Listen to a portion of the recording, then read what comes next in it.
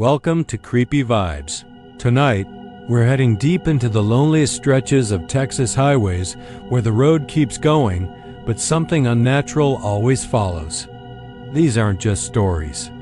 These are real accounts from travelers, truckers, and locals who came face to face with what hides in the silence. Lights hovering over rivers with no reflection. Figures standing still where no one should be. Old roads that loop endlessly and screams that come from nowhere. Most people make one big mistake. They watch, feel the chills, and then vanish without subscribing. Don't do that. Hit subscribe now. It's free and it keeps the horror alive. Where are you watching from? What time is it there? Tell me in the comments. Because once you're on these roads, getting out isn't always up to you. Let's begin. Mark Talley had never cared much for stories. Not the kind passed around campfires or traded over beers in dark bars with busted neon signs blinking outside. Stories were for people who needed distractions, and Mark hadn't needed one of those in a long time. Not since Elaine died. Not since the silence of their empty house had grown too big for him to fill with noise or memories or bourbon. He was the kind of man who believed in oil changes every 3,000 miles, cutting the grass once a week, and keeping your pain to yourself. That last part was something his father had taught him through fists and silence, and it had stayed with him all his life. He didn't believe in ghosts, angels, or anything that couldn't be paid for or buried. So when he first saw her on the road just past Fisher, standing barefoot in the mist with her long white dress brushing the asphalt, he didn't think ghost.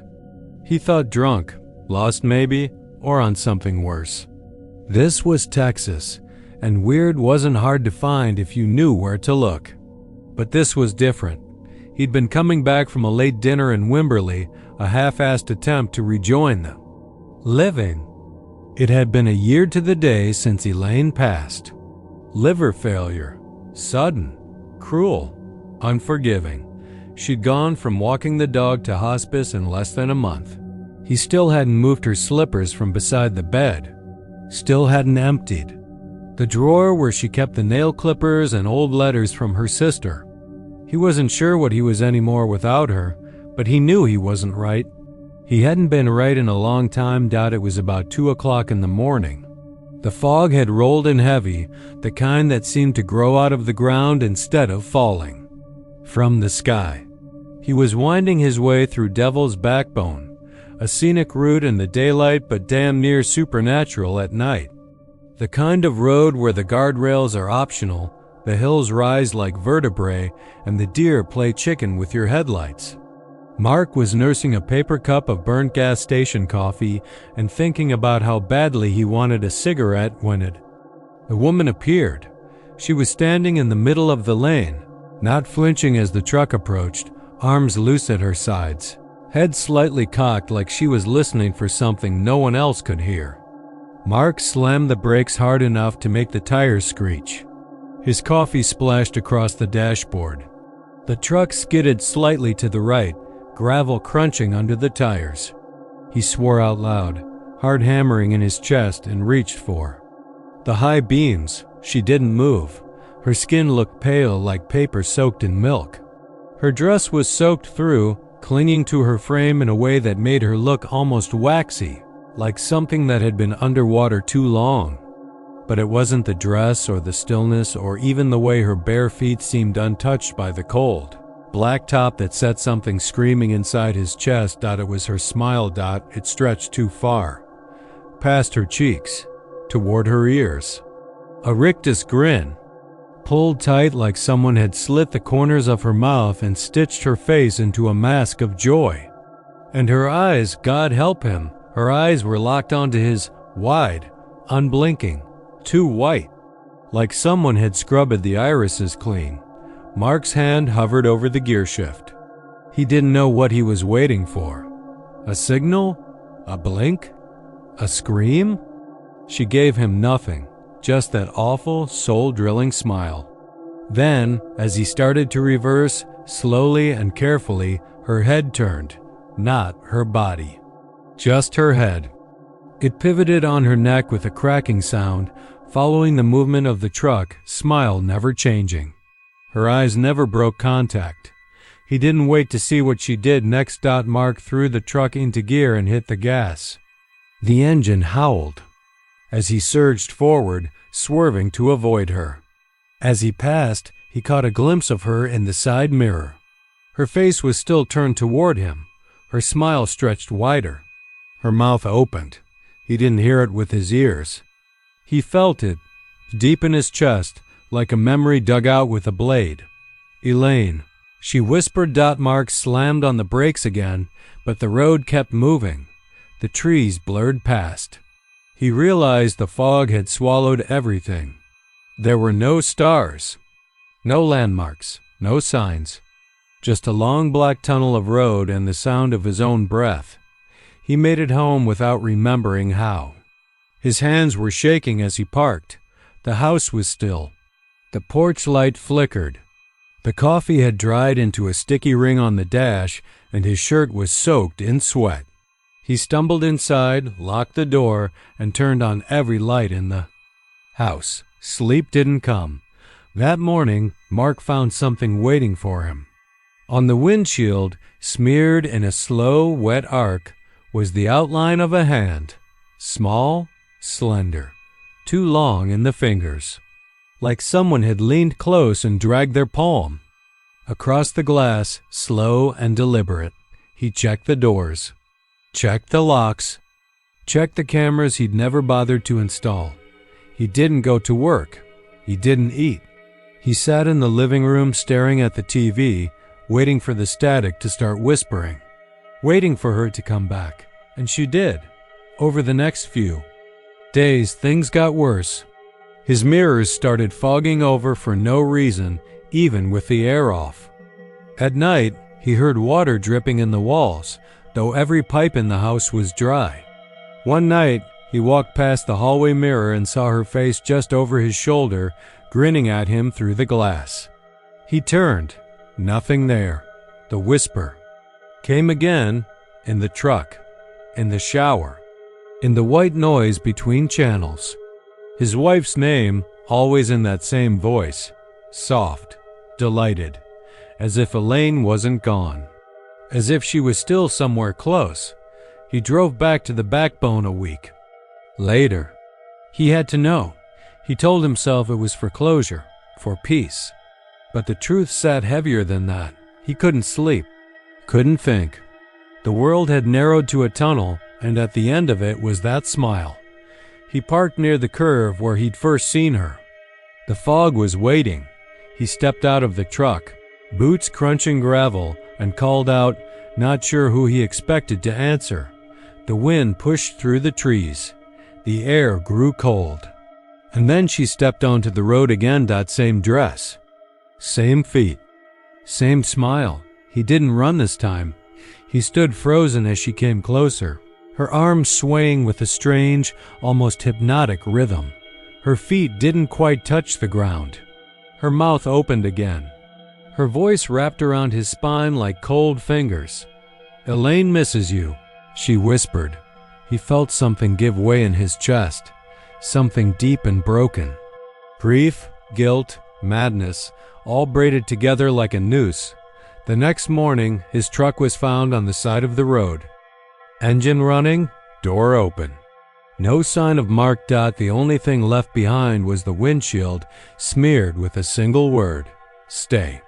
Some say she waits for those too full of sorrow to resist. Some say she's not a ghost at all, but something older. A collector. A thing that feeds on the morning, pulling them in one by one, whispering names of the dead until they follow her into the fog. Ask any local, and they'll tell you, never drive Devil's Backbone after midnight. And whatever you do, don't look her in the eyes. The locals called it the Dead Mile, though it wasn't marked on any map and you'd never see a sign. Officially, it was just a cracked sliver of Route 666. Scorched vein of asphalt that cut through the wild brush of Valverde County like a scar nobody wanted to talk about. You could drive it from Del Rio to Comstock if you had to. Most didn't. Truckers detoured around it. GPS systems glitched near it. Teenagers dared each other to cruise it at midnight, and the ones who came back either laughed it off or stopped talking entirely. Folks said your watch would stop ticking there, that your radio would spit static laced with whispers. Some claimed to see shadows darting across the mesquite thickets, even in broad daylight. Others just vanished, car and all, as if the desert swallowed them whole. I didn't believe in ghost stories. I'm a journalist. Or I was anyway, back when people still read papers. I'd done crime beats in Austin and El Paso, rode along with deputies in Pecos, covered oil rig explosions in Midland, but none of it stuck. Editors wanted listicles and fluff pieces, not long-form investigations.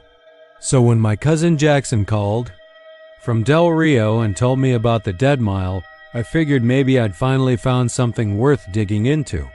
He sounded shaken on the phone, not his usual cocky self. Said he drove it a few nights ago, heading back from Eagle Pass after visiting a girl. Said he saw something in the brush. Wouldn't say what. Only that it watched him, and it wasn't any animal.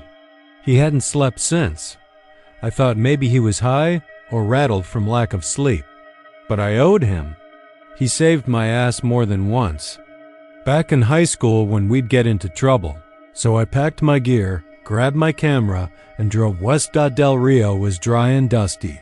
Same as always, and Jackson looked like hell. Skinny, pale, eyes bloodshot. He kept glancing over his shoulder, like someone might be standing there. I asked if he was using. He just laughed and shook his head. "You'll see," he said. "Drive it at night, alone. Don't stop. Don't look too long at anything that isn't the road." I pressed for details, but he clammed up. The only thing he gave me was a gas station napkin with the coordinates of the Dead Mile scribbled in blue ink. Said the stretch started a little past mile marker 144, about 2 miles of road where things went sideways. He wouldn't come with me, wouldn't even ride out that way in the daytime. I chalked it up to small-town hysteria. But part of me, maybe, the part that still remembered the way our grandmother used to whisper prayers when we drove through empty places, felt a curl of unease. I waited until dusk. Checked my gear, extra batteries, backup recorder, printed maps in case GPS dropped. I drove out of Del Rio on 90 West, past Laughlin Air Force Base, through ranch land and brittle creeks choked with dry reeds. The sun bled across the scrub, painting the rocks red. I passed mile marker 140, then 141, 142. Nothing unusual. Just wind and dust and the occasional jackrabbit darting across the road. At 144, I slowed. My phone buzzed and died, though it had been at 80%. The radio spat white noise. My watch stopped ticking. I pulled over, checked the battery. Nothing. I restarted the car, but it hadn't stalled. Everything else still worked. Just ... time had stopped. Or maybe paused. The road ahead curved gently through a patch of brush. Mesquite and twisted cedar trees hunched like old men in the dusk. I felt something tighten in my chest as I drove forward. Maybe just nerves. Maybe the memory of Jackson's face when he said, "Don't stop." The air got heavier. The sky darkened too fast. I checked the time again, but the hands on the watch hadn't moved. 2 minutes past 8. They stayed there for the rest of the night. A figure darted into the road. I slammed the brakes and skidded sideways. Dust kicked up. But there was nothing there. No animal, no person. Just a shadow that vanished into the brush. I caught my breath, checked the dash cam. It showed static just for a second, then resumed.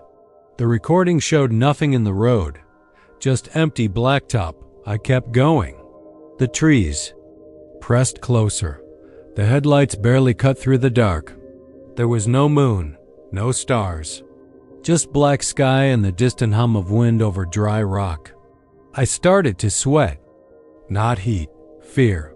I rolled down the window hoping for air, but the smell hit me something rotting, faint but sharp, like meat left in the sun.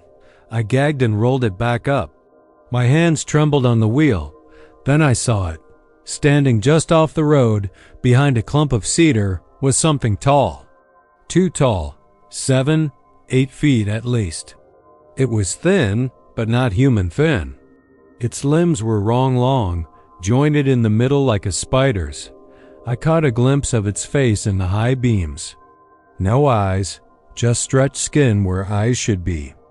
And a slit mouth that opened sideways, full of needle-like teeth. It didn't move, just watched. I accelerated, heart thudding. I didn't want to believe it was real. Maybe a trick of the light. A shadow. But I know what I saw. My camera snapped a photo automatically every few seconds, and later I checked. Nothing but black dot. About halfway down the dead mile, the road changed.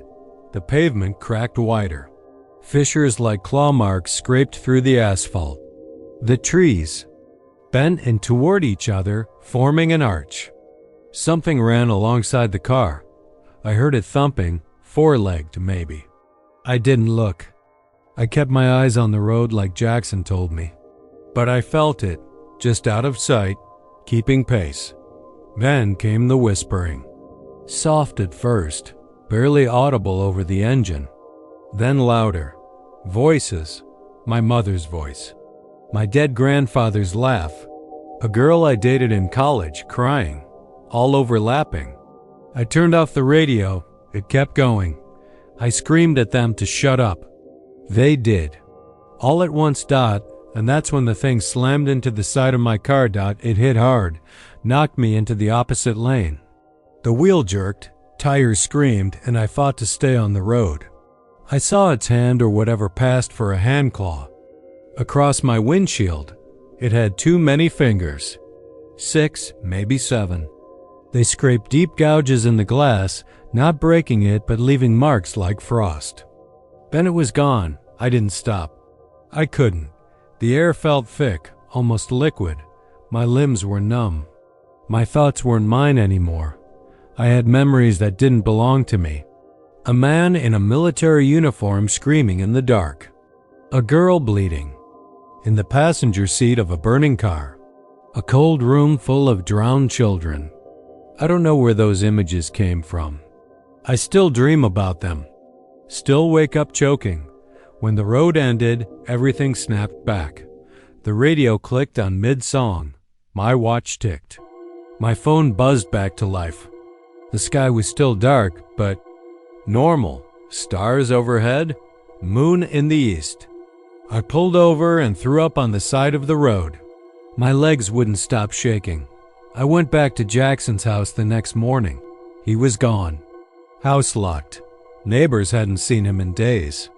His truck was still there, parked crooked in the gravel like he'd left in a hurry. Inside I found signs of a struggle. Scratched floorboards. Broken plates. No blood.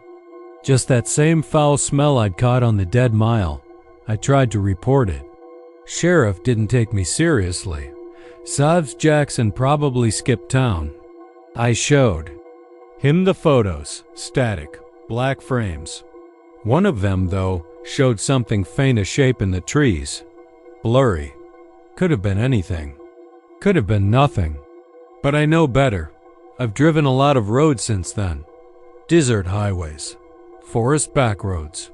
Coastal routes where the fog never lifts. But I won't drive that stretch again. Not Route 666. Not through Val Verde County. I've had nightmares ever since. I've started hearing whispers when I'm alone. My watch stops ticking some nights. Just for a second. And sometimes, just sometimes, I see shapes in the corner of my vision. Tall ones, with too many limbs. They're patient. They remember. The road between Midland and Big Spring was straight and empty, like someone had taken a ruler to the West Texas dirt and cut it clean through. There were no lights except for the ones you brought with you, no sounds but the hiss of wind over. Sand and scrub, and maybe the creak of your own nerves if you were driving it past midnight. Jacob was. He'd left his rig job late, later than he should have, dragging the weight of a 12-hour shift behind him like a sack of lead. His truck stank of diesel and sweat and the lingering sting of hand sanitizer. He wasn't thinking about much except getting to his apartment and collapsing on the mattress he hadn't washed in months. The Oldfields had a way of stripping things down to the bone time.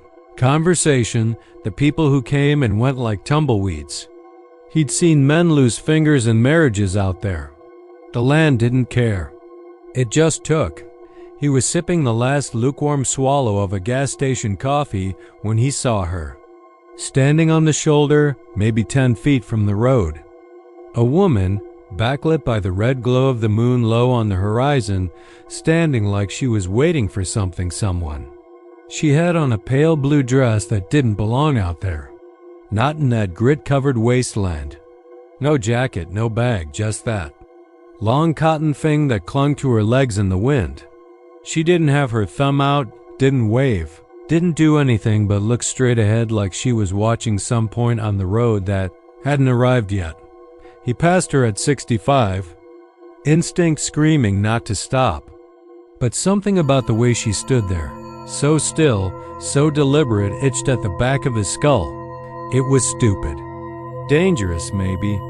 But he let his foot ease off the gas, blinked against the grit on his windshield, and checked the rear view. Hadn't moved. 10 seconds later, he was in reverse, backing down the shoulder with the high beams painting the brush in stark white. She didn't flinch as he pulled up beside her, just turned her head slowly and looked at him through the open window. "You need a ride?" he asked. His voice sounded louder than it should have in the night. She nodded once, didn't speak. Her hair was black, long and tangled, like it hadn't been brushed in days. Her skin was pale. Not sick pale, but chalky, like something that spent more time indoors than out. There was something about her eyes too deep set and watching him in that unblinking way that made his spine inch. "All right," he said, leaning over to open the passenger door. "I'm headed east. You got a place you're going?" She climbed in without a word, shut the door gently, sat with her hands in her lap and looked straight ahead. "Well, all right," he muttered, pulling back onto the highway. They drove in silence for maybe 5 minutes. The kind of silence that stretches long and taut, where every little sound, the hum of the tires, the rattle of the glove box, the static on the radio feels sharp enough to cut. He wanted to say something, ask her name, maybe, but he didn't. There was a weight to her presence, something that made the inside of the cab feel smaller than it had before. Then she started humming. It was soft at first, like something just beneath hearing. He thought it was the radio acting up again, trying to catch a signal from Lubbock or Odessa, but it wasn't. It was her. A lullaby. He didn't recognize the tune. It had that old, sleep-worn sound to it, like something your grandmother might have sung when the wind scratched at the windows. And then, without touching the dial, the radio started to echo it. Same melody. Same slow, rhythmic hum. Perfectly in sync. He looked over at her. She wasn't even glancing at the radio. Just sitting still, hands clasped tight, lips barely moving as the tune seeped out between them like breath in the cold. "You got that song stuck in your head?" he asked, trying for lightness. No answer. The hum continued. The road stretched on. Another 5 minutes passed, maybe 10. It was hard to track time with that lullaby worming into his thoughts. He realized his grip on the wheel had tightened. He felt cold despite the heater blowing low.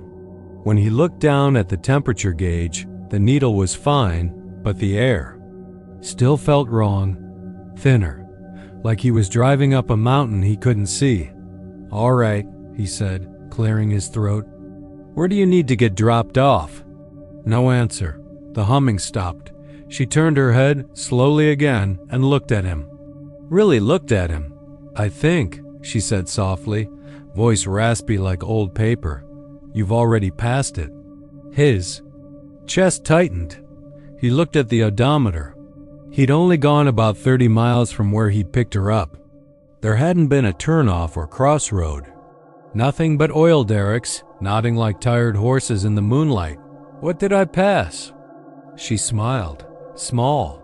Crook. Then the truck died. No stutter, no warning. Just dead.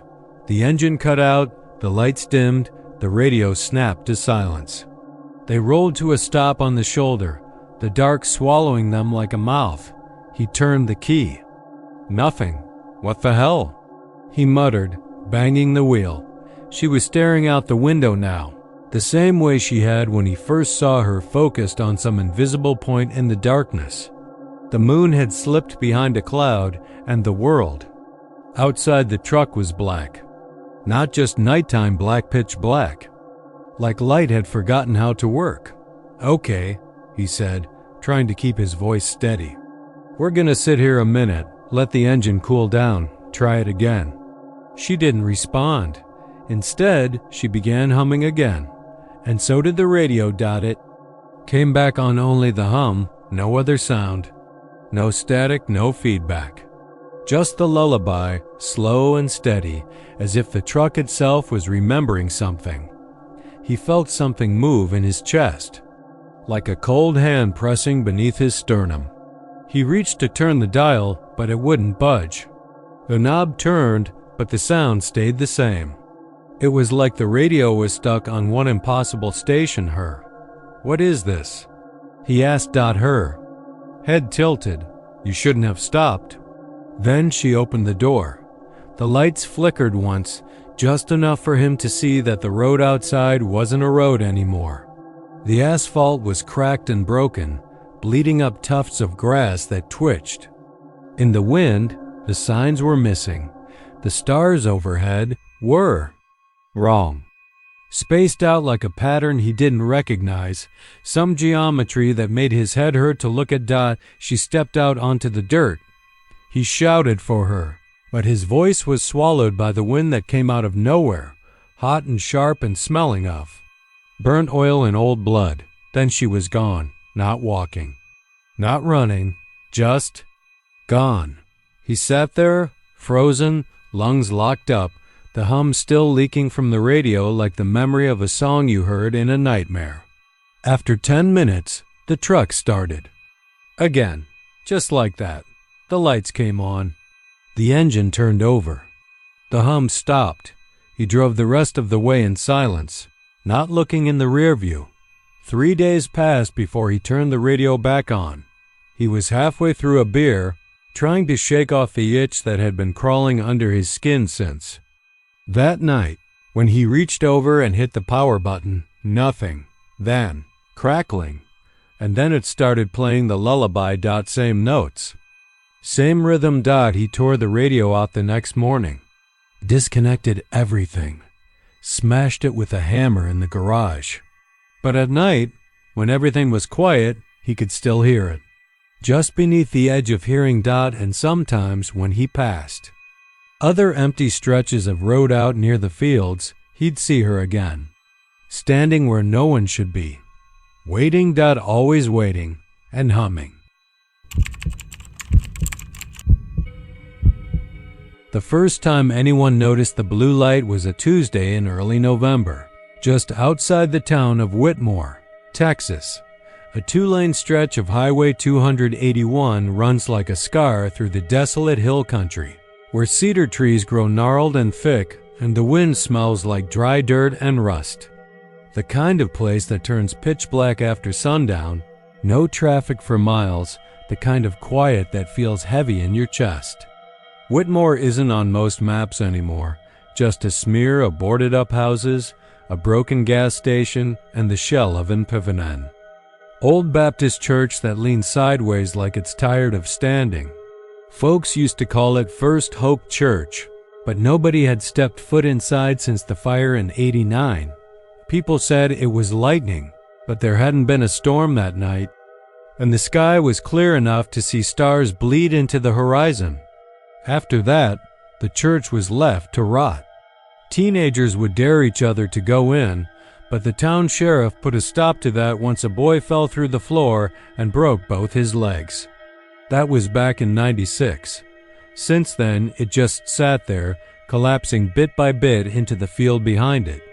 Light came back every few nights, always around the same time, sometime between 11:30 and midnight. Drivers heading north toward Joplin would see it hovering near the tree line behind the church. A pale, bluish orb, no bigger than a basketball, glowing with this eerie steadiness like a lantern underwater. No flicker, no sound. Some folks said it moved when you looked at it too long, others claimed it followed them. A mechanic named Dennis Alvarez swore it kept pace with his truck for 5 miles, weaving through the mesquite and dry grass along the shoulder. He didn't sleep for 2 nights after that and quit drinking cold turkey. When asked about it later, all he'd say was, "It knew I saw it." At first, the sheriff chalked it up to stress or drugs. Meth was crawling through the hill country, like kudzu, but then a girl named Chelsea Marks went missing.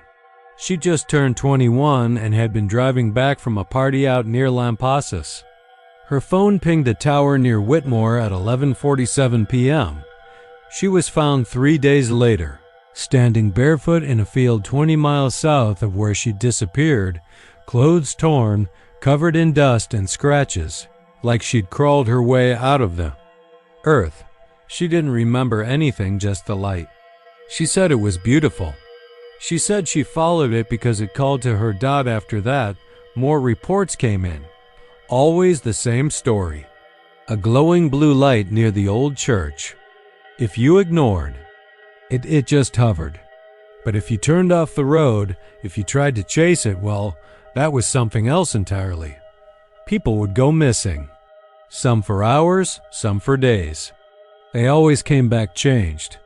Russell McCree was the one who made the mistake of bringing a camera. He was a retired firefighter, big guy with a white beard and a stubborn streak. Claimed the whole thing was mass hysteria and wanted to prove it. Mounted a dash cam in his F-150 and headed out one night just after 11. Made it past the church.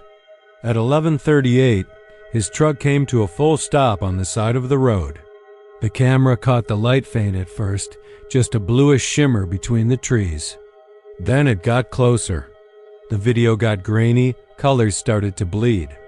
At the edges, Russell got out, walked into the brush, and vanished. 3 days later, he turned up in the basement of a closed-down meat processing plant 25 miles away, curled into a ball behind rusted equipment, whispering about how the stars weren't right anymore.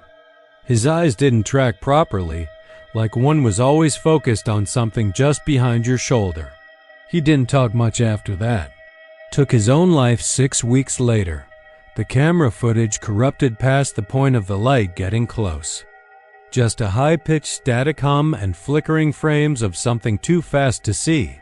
Some said they spotted shapes, long limbs, dark silhouettes, but no one could agree on what exactly they saw. The sheriff eventually shut down any official talk about it. Claimed it was a hoax, that people were getting riled up by internet nonsense. But there was a quiet desperation in his eyes that said otherwise. He started drinking more. Then he disappeared. Just packed up and left one night. His cruiser was found parked behind the church, keys still in the ignition. Blue mud on the tires. That's the other thing, the blue mud. Nobody knows where it comes from. This pale, clay-like sludge that shows up on tires, shoes, sometimes even smeared across the windshields of cars that pass by the church when the light is near. Whitmore has dry soil, sandy, brown, rocky. There's no water source near enough. To explain it, some samples were sent to a lab at Austin. Results never came back. There's a theory among the old-timers They say the church wasn't struck by lightning. They say the preacher, a man named Elijah Harrow, went mad one night and locked the doors during a sermon. Set fire to the place while everyone was still inside. No one survived. The county buried it under a wall of silence, claimed it was a wiring issue, but there's no official death records. No fire report. Just scorched earth and silence. People who've lived in the area long enough say the light is connected to him. That it's not just a haunting, but something deeper, like the land itself remembers what happened. That whatever Harrow invited into that church never left. That the light isn't a ghost or a will-o'-the-wisp, but a lure. A trap. It draws you in with wonder and beauty, makes you want to follow it. And when you do, it shows you things. Changes. Breaks you in ways no one can see. They tried to tear the church down last spring. The county finally sent a crew out with a backhoe and demolition permit.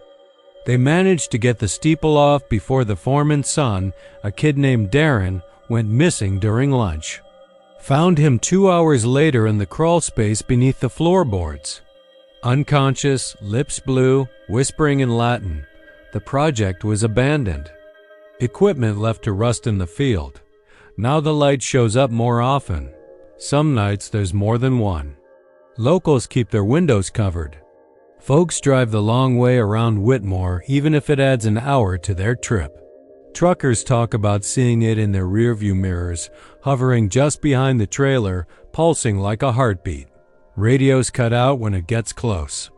Cell signals vanish. Some say it isn't just near the church anymore. That it moves. That it knows who's looking for it. I saw it once, 3 weeks ago, heading back from a job site in Del Rio. Took a wrong turn and ended up on 281 around midnight. Wasn't drunk. Wasn't tired. Just lost. The road was empty, stars like pinpricks overhead. Then I saw it, hovering above the field just to the right of the church, bright as a flare, silent and steady. I felt this pull in my chest, like something had reached inside and gripped my heart. I wanted to stop. I wanted to get out. I wanted to follow it. More than anything, but I didn't. I floored it instead. Tires kicked up gravel. Radio hissed and died.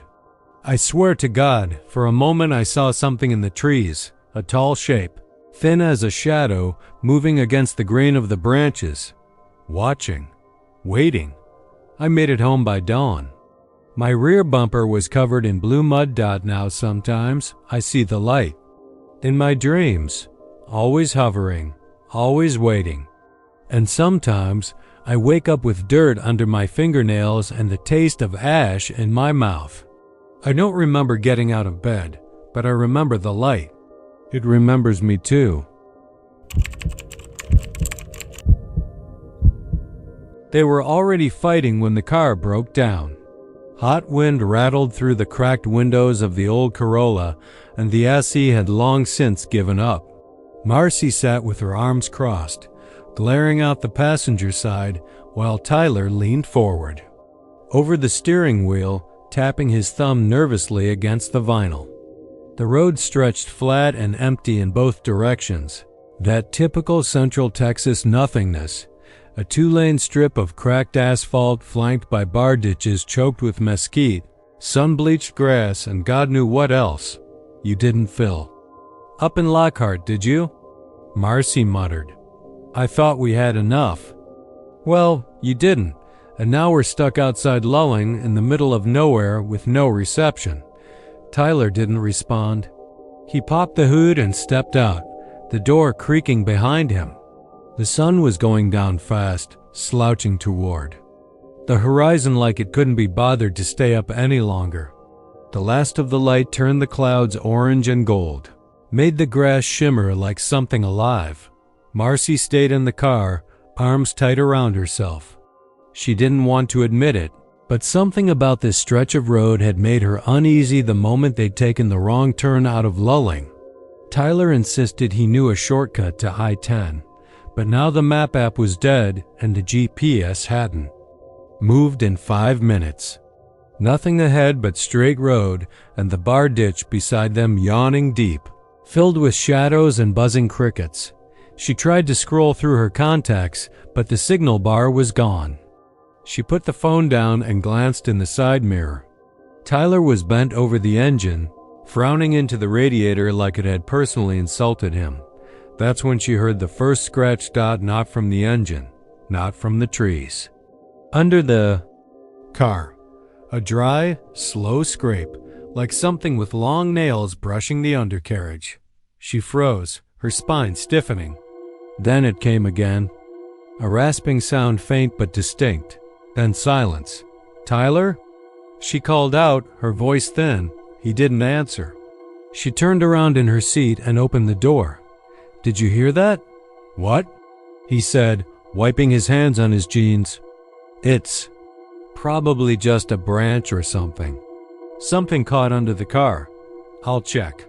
"No," she said quickly. "Let's just leave it. Let's walk back to the main road.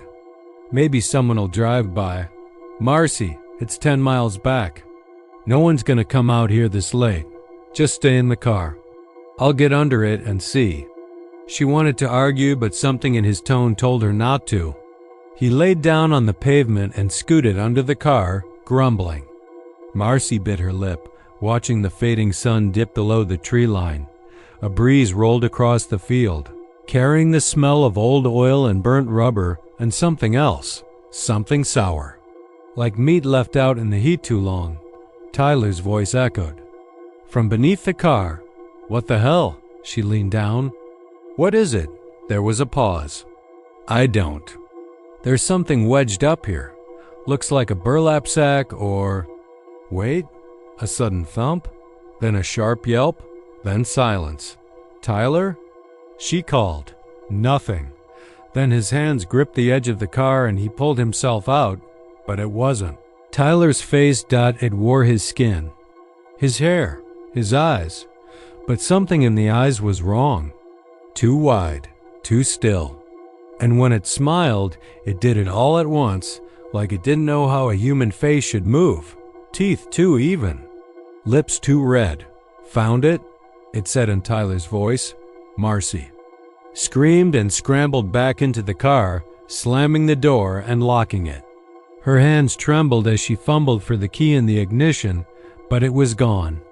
She looked up and saw it dangling from its hand. The thing in Tyler's skin stood there, watching her through the windshield. Its smile didn't change.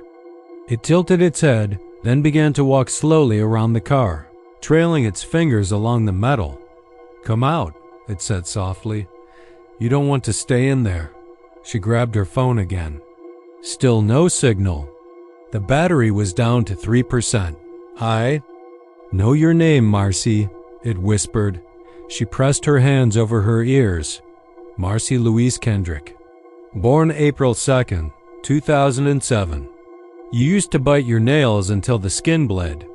You buried a hamster in the backyard and cried for 3 days. You told Tyler you were ready, but you weren't. He knew, but he didn't care. She curled up in the seat, rocking slightly, trying not to listen, but it kept going, circling the car. Voice never rising, never falling. "You ever wonder what he really saw under there? Before I came out, he saw it coming and couldn't move. He wanted to scream, but I was already crawling up his throat. He tasted like corn chips and Dr. Pepper. His eyes are still in there somewhere, watching." She screamed and slammed her hand against the horn. It blared into the dusk, loud and broken. Nothing answered. No lights appeared down the road. Just the sound of cicadas rising. Then she heard scratching again, under the car. This time, it wasn't one set of claws. It was several. The thing in Tyler's skin froze, its smile dropping for the first time. It sniffed the air, then looked. Down at the bar ditch, the shadows there were thicker now, almost moving. Marcy dared to look. Something was coming out of the ditch. No, several somethings.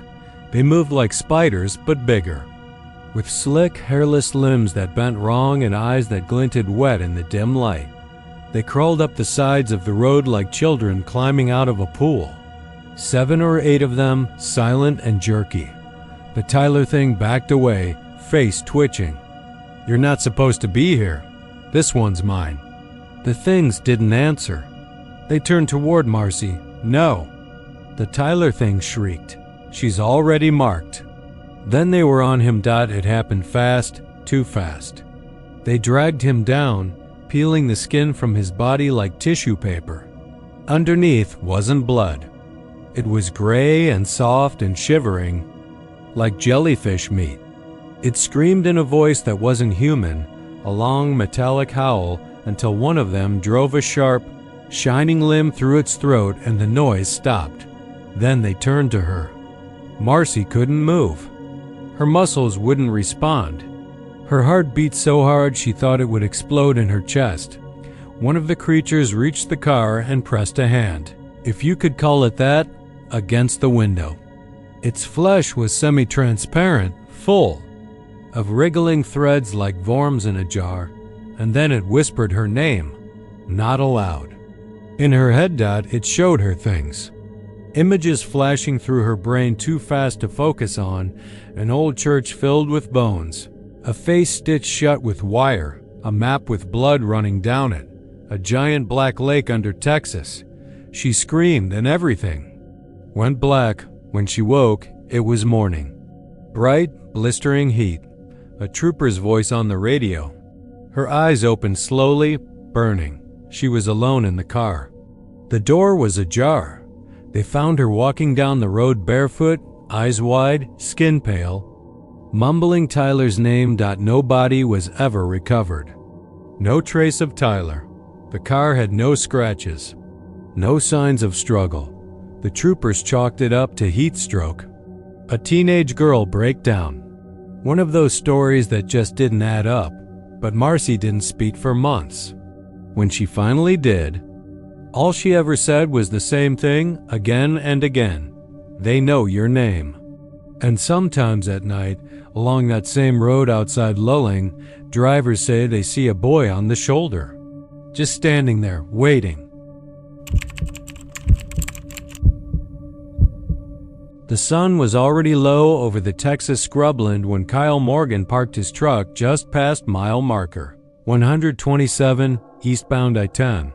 It was the kind of sunset that burned the sky orange and cast long black shadows across the concrete. He worked alone. That evening, laying reflective lane markers along a freshly repaved stretch of shoulder that ran beneath an overpass. The highway was quiet. That stretch near the ghost town of Dry Spur didn't see much traffic after dusk. He liked it that way. No idiots speeding by, no chatter over the radio. Just him, the tar, and the scrape of his boots on hot gravel. He lit a cigarette and squinted up at the bridge, checking the underside like always. You had to be careful out here. Junkies sometimes slept up there. Kids threw rocks at the road. Crews, coyotes skulked around if you stayed too late. But this time, something else caught his eye. A pale curve swayed in the air about 15 feet above the shoulder. For a moment, he thought it was a length of rope. Then he saw toes. Bare, pale toes, dangling just below the center beam. He dropped the cigarette. It didn't register immediately. His brain ticked through possible explanations. Mannequin, prank, some weird new protest art, but none of it stuck. The feet were too still, too human. He walked slowly toward the overpass, heart thudding louder with each step. The closer he got, the clearer he saw. The legs were long and thin, bluish white. In the dimming light, a hem of fabric, an old-fashioned nightgown or slip hung lifeless above the knees. Her arms drooped at her sides, limp and boneless. Her long black hair hung down like a curtain, obscuring her face completely. She didn't move. Not an inch. No sway, no tremor, not even in the breeze rolling across the highway. Just hanging. Kyle stumbled back. He fumbled for his phone, but his hand wouldn't work right. He just stared and stared. He didn't remember getting into the truck or turning around or leaving the site altogether. Only later, when he was parked at the Alsops in Bracketville, with his face soaked in cold sweat, did he realize he hadn't called it in. That night, he couldn't sleep. He left the lights on in his trailer. He told himself it was just exhaustion, heat stroke maybe, but when he closed his eyes, he saw her feet.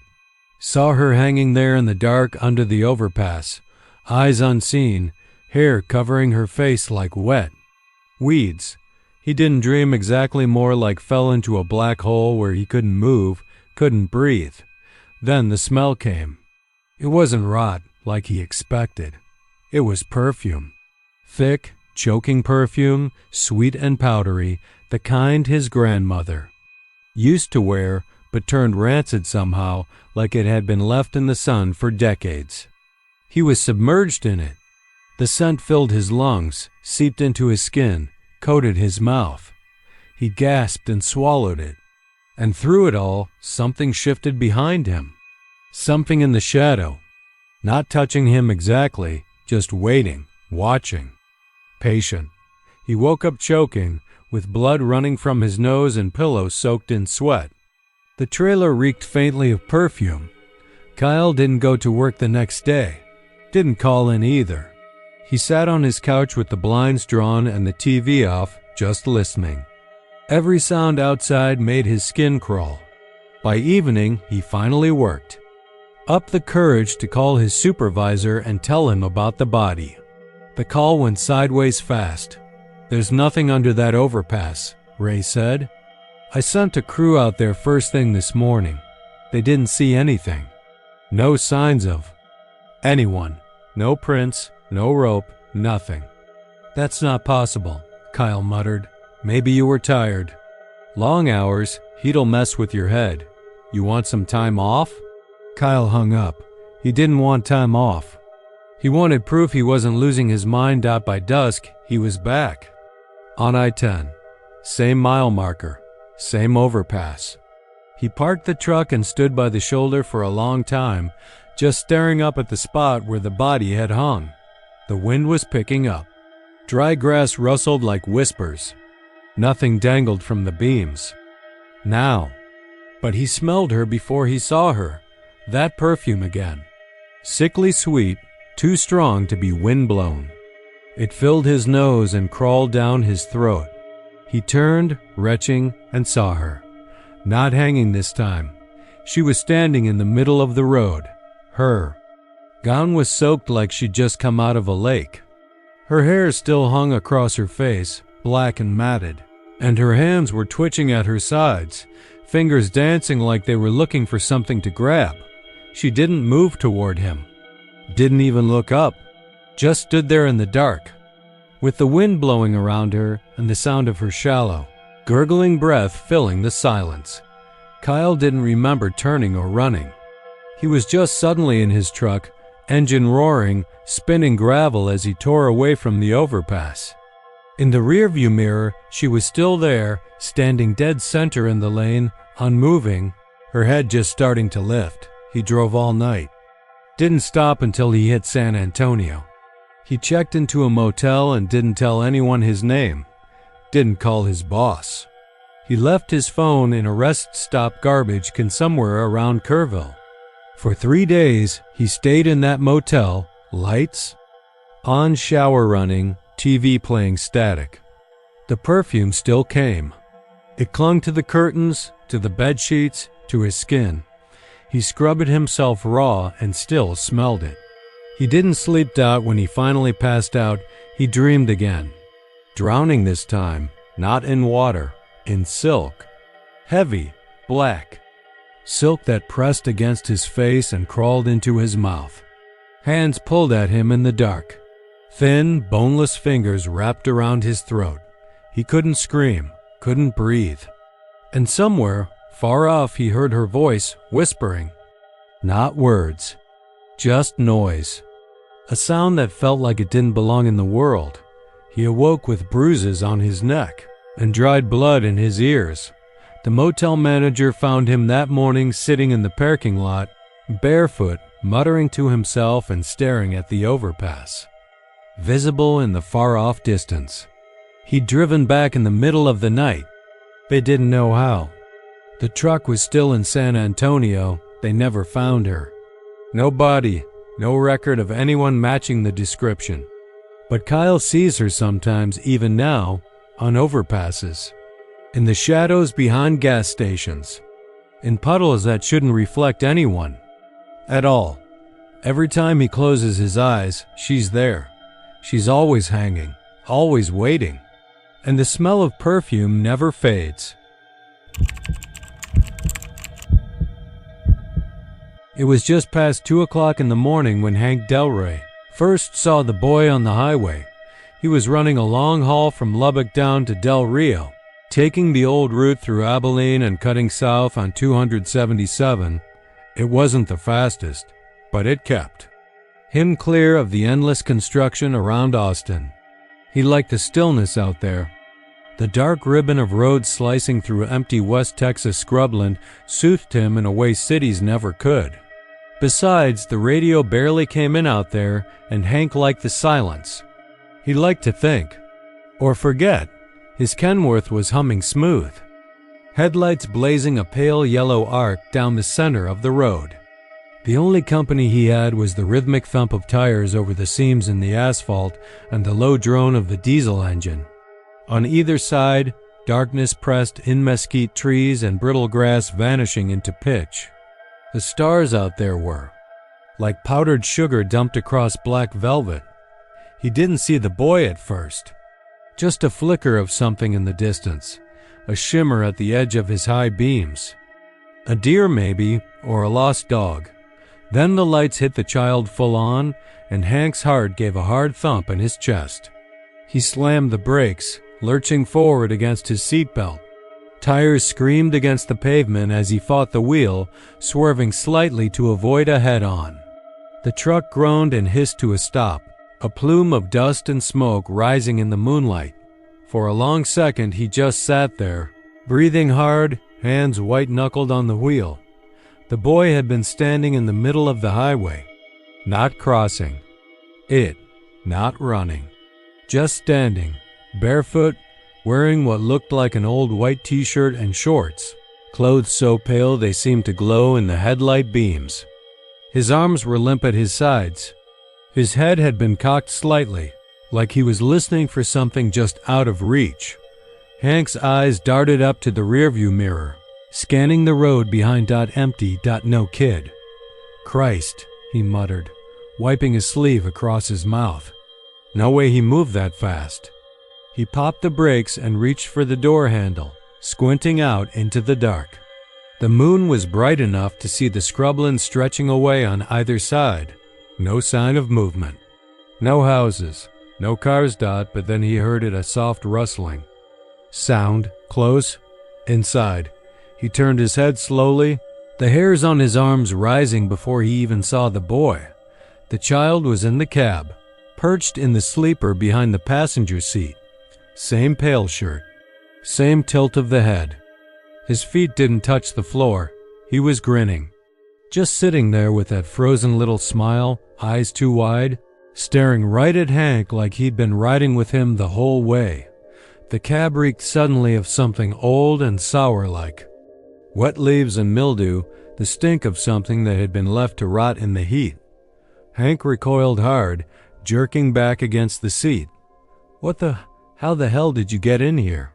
The boy didn't answer, just blinked. Once, slowly, Hank reached for the door handle, ready to throw himself out if need be, but when he looked back, the boy was gone. The sleeper was empty. Just his duffel bag and some old newspapers crumpled in the corner. For a long moment, Hank sat there frozen, the engine idling low and steady under him. He was a practical man, not superstitious. He didn't believe in ghosts or demons or whatever the hell that had been, but he couldn't deny what he saw. He knew what he saw. The boy had been there. He shook himself, rubbed his eyes, took a long swig from his thermos. Coffee was cold. He cursed under his breath and started rolling again, trying to shake it off. It was the night, that's all. He was tired, overtired. That stretch of 277 was desolate, mind-numbing. People saw things out there, but an hour later, just south of Bronte, he saw the kid again. This time the boy was standing just off the shoulder, half shrouded in sagebrush. He didn't move as the truck passed, didn't blink, just watched. Grinning Hank refused to stop. He kept his eyes forward, knuckles stiff on the wheel. He turned the radio up, static and twang spilling from the speakers. He told himself it wasn't real. It couldn't be real. He didn't look in the mirror. He didn't want to know. But as the miles stretched on, the air in the cab got colder. Not outside. It was still in the low 80s even in the dead of night, but inside. Like something was bleeding chill into the vents. Hank kept reaching for the temp dials, but they were already set to heat. Didn't matter. He could feel the cold in his teeth, and the smell came back, like pond water and copper and something else, something like wet clothes sealed in plastic and left in the sun. He gagged, rolled down the window, tried not to breathe through his nose. It didn't help. At a gas station in Bollinger, he pulled over and went inside to get fresh coffee and splash water on his face. When he came back, there were wet footprints. On the passenger seat, small ones. Bare feet. Muddy? The boy had been in the cab again. Hank didn't sleep that night. He just drove. Didn't even make the planned stop in San Angelo. He white-knuckled it all the way down to Del Rio, watching every shadow, every curve in the road. He kept seeing that pale shape just at the edge of his lights, ducking behind trees or standing in the road, never moving, never speaking, always smiling. He delivered the cargo and turned right back around. Told dispatch there was a storm coming. Needed to haul north fast. He didn't mention the kid, but the return trip was worse. The boy was with him now. Hank could feel it. In the way the engine stuttered for a beat near El Dorado. In the way the static on the CB sometimes whispered things, not voices exactly, but patterns that sounded almost like breathing. Or laughing. That night he parked at a truck stop just outside of Abilene, kept the cab locked, engine off. He didn't dare sleep. He just sat in the driver's seat, watching his own reflection in the side mirror, trying to stay awake. Around 3 a.m., the reflection changed. Hank saw himself staring back, lit by the dim glow of the security light overhead. But in the mirror, the sleeper behind him wasn't empty. The boy was there again, sitting cross-legged on the mattress, grinning. Except in the mirror, the smile was wider than before. Too wide, reaching almost to the ears. Teeth like rows of white dimes, small and neat. Unblinking eyes. Filthy shirt streaked with something dark, something that looked almost black in the low light. He turned quickly, nothing there. But when he looked back at the mirror, the boy was closer, right behind him. Hank screamed, loud. Loud enough that a couple of other drivers came knocking on the cab a few minutes later. He didn't open the door. Just told them through the glass that he was fine. Had a nightmare. That was all. They nodded, warily, and went back to their rigs. The next day he checked himself into a roadside motel, turned off his phone, and tried to sleep with the lights on. Didn't help. He kept waking up gasping, heart thudding. Once he swore he heard little feet running across the linoleum floor, but the room was empty when he flipped the lights. He quit driving a few days later. Told his supervisor he had a family emergency. Said he needed a few months. Might not come back. No one asked too many questions. Hank had always been reliable, steady. No one expected him to snap, but he did. He took to walking. Miles each day around the neighborhood, through parks, just trying to keep moving. He avoided mirrors. Taped a towel over the bathroom one. Got rid of the side mirrors on his pickup dot because sometimes, especially late at night, he'd catch glimpses again. Not the boy, not exactly, but the smile, that same unnatural stretch of lips, white teeth, black eyes. Watching him, waiting. And once, just before dawn, he saw wet footprints on the carpet near his bed. Small ones. Barefoot. Trailing mud. On Farm to Market Road 1053, the fog rolled in without warning. Not a creeping mist or a slow gathering of low clouds like you might see in the early morning, but a sudden dense wall of white that dropped down on the two-lane asphalt like a guillotine. One moment, the road was clear under the stretched belly of an orange Texas sunset, and the next, it was gone. Just gone, erased by the kind of fog you could almost believe had mass. As if it carried weight, intent. In the car was Gerald Timmons. 53, tired, a bit hungover, and annoyed that he'd been roped into picking up his daughter and her friend from a day trip out to Monaghan Sand Hills. Emily had just turned 19 and was in that irritating stage of feeling like she owed her father just enough of her time to prove she hadn't forgotten him, but not enough to actually enjoy it. Her friend, a quiet, awkward girl named Ray, had said maybe 3 words since they'd climbed into the old Ford Fusion outside the park. Gerald wasn't a talker either, not anymore.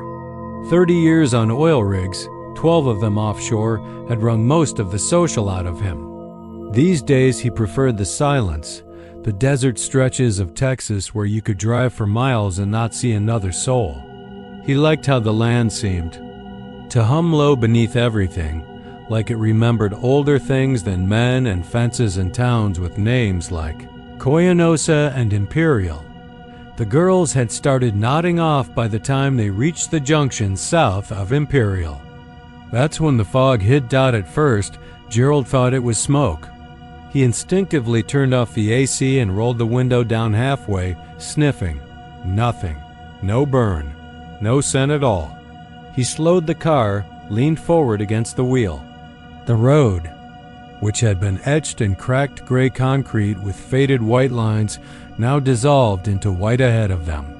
He flicked on the high beams and was instantly punished with a wall of white glare. "Emily," he said, and she stirred in the back seat. "We've hit some fog. Bad one." She sat up, wiped her eyes, looked out the window. Ray did the same, leaning forward between the seats. "This thick already?" Emily muttered, more to herself. It was clear like 5 minutes ago. Gerald turned off the high beams and left the fog lights on. The speedometer dipped down to 20. The tires crunched on the shoulder a little as he hugged the right side. And then they heard it. A voice, thin and papery like the sound of breath against a closed door. "We've hit some fog. Bad one." The exact words Gerald had just said, but not in his voice. It wasn't the radio. He turned that off back in Monaghan's, and it wasn't either of the girls. The voice came from somewhere outside the car, or around it, or maybe inside. It was hard to say. It didn't echo, didn't bounce. It just existed, perfectly crisp. Emily stared at her dad. Ray looked like she wanted to speak but didn't. Gerald blinked, then said, "You girls hear that? You girls hear that?" The voice echoed again, this time in Emily's own cadence, down to the slight quaver she got when she was scared. Gerald slammed on the brakes. The car jerked and the seatbelt snapped tight. The fog didn't budge. It was like someone had dumped 1,000 tons of flour on the world. Visibility was maybe 6 feet. "What the hell is that?" Emily whispered. "What the hell is that?" The fog whispered back. Gerald looked at the rearview mirror, saw only white. No tail lights behind them. Nothing at all. The world was gone. "Radio," he said, flipping the dial. "Static. Every station." Then, just beneath the crackle, came a noise like someone whispering too fast to follow. Syllables bumping into each other, over and over, like a tape sped up. He clicked it off. Ray reached for the door. "Don't," Gerald snapped. "Why not?"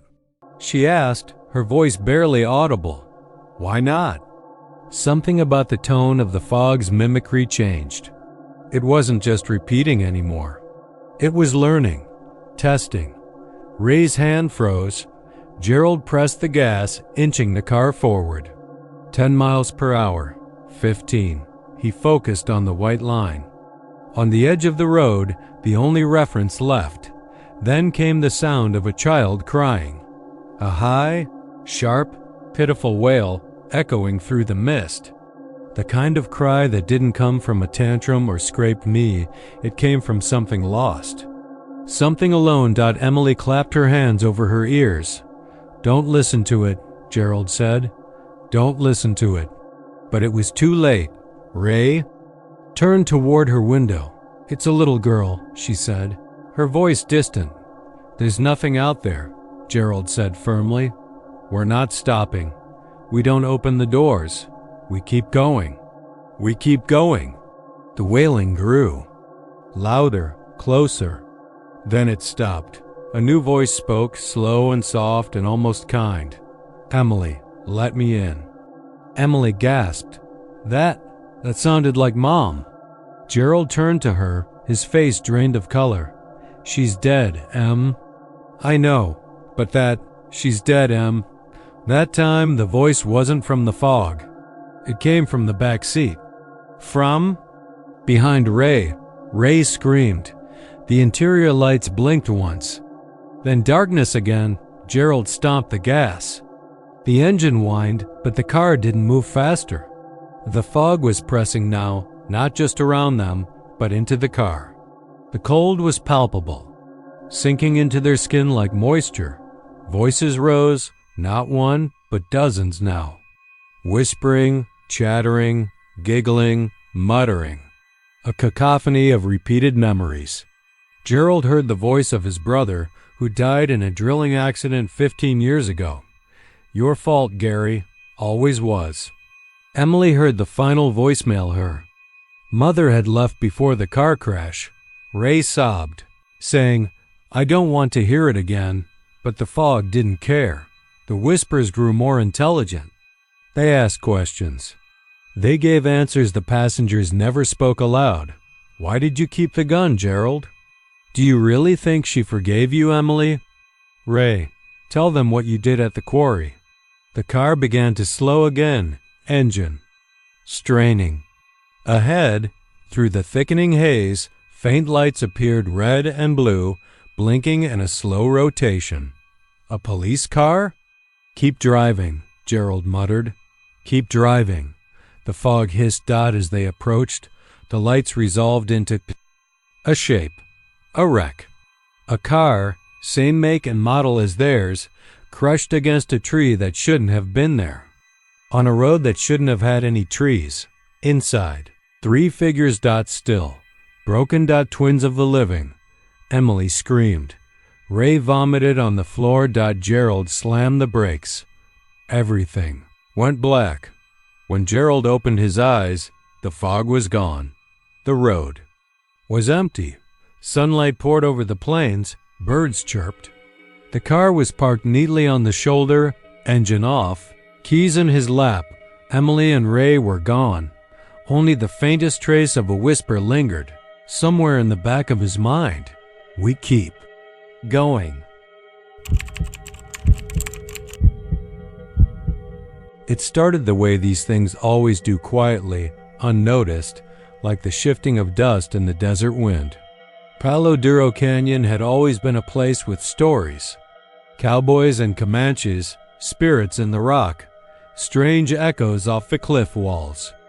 It's the kind of place where your radio signal vanishes mid-song and the only sound you hear for miles is the buzz of cicadas and your own breath. People camp out there for the views and the solitude, but anyone who's lived near the canyon long enough will tell you there's something else in those red walls, something old. Watching. The first reports came in late July, right around the time the mesquites were burning under the high sun and the earth cracked like dry leather. A park ranger out of Canyon named Ray Hernandez was the first to go public. Though locals whispered about him being a drinker, said he saw more than he should have. But Ray wasn't stupid and he wasn't crazy. His voice didn't shake when he told the Amarillo Globe News what he saw. Said he was on night patrol, maybe 1:30 a.m., driving through the Upper Rim Road near Fortress Cliff. The full moon was riding high, and his headlights caught something moving fast along the side of the road, too tall for a coyote, too skinny for a man. But it was the eyes that got him. Bright red, like tail lights in a dust storm. And it was running upright. Said it kept pace with his truck for nearly half a mile, never speeding up, never slowing down. Just staring at him through the window, matching his speed, 4 feet off the ground on 2 legs. Then it vanished. Not. Ran off, vanished. Gone like dust scattered in the wind. He didn't quit the next day, but he stopped patrolling at night. Then came the hitchhikers' stories. College kids heading down from WT to party at the canyon after dark. They'd be driving, with the windows down, music up, headlights carving through empty road, and they'd see it. A figure in the rearview mirror, trotting behind them, gait all wrong, like its joints bent the wrong way. Sometimes it'd be on all 4s, sometimes on 2 legs, but always the eyes burning red. And sometimes they'd hear it speak. Nada? Growl, not a howl. A voice. One girl said it whispered her mother's voice. Just said her name. Elena. Clear as a bell, even over the blasting radio. Another kid claimed it called to him in his dead brother's voice, asking for a ride. Said it almost sounded like it was laughing. They didn't report it right away. Teenagers never do.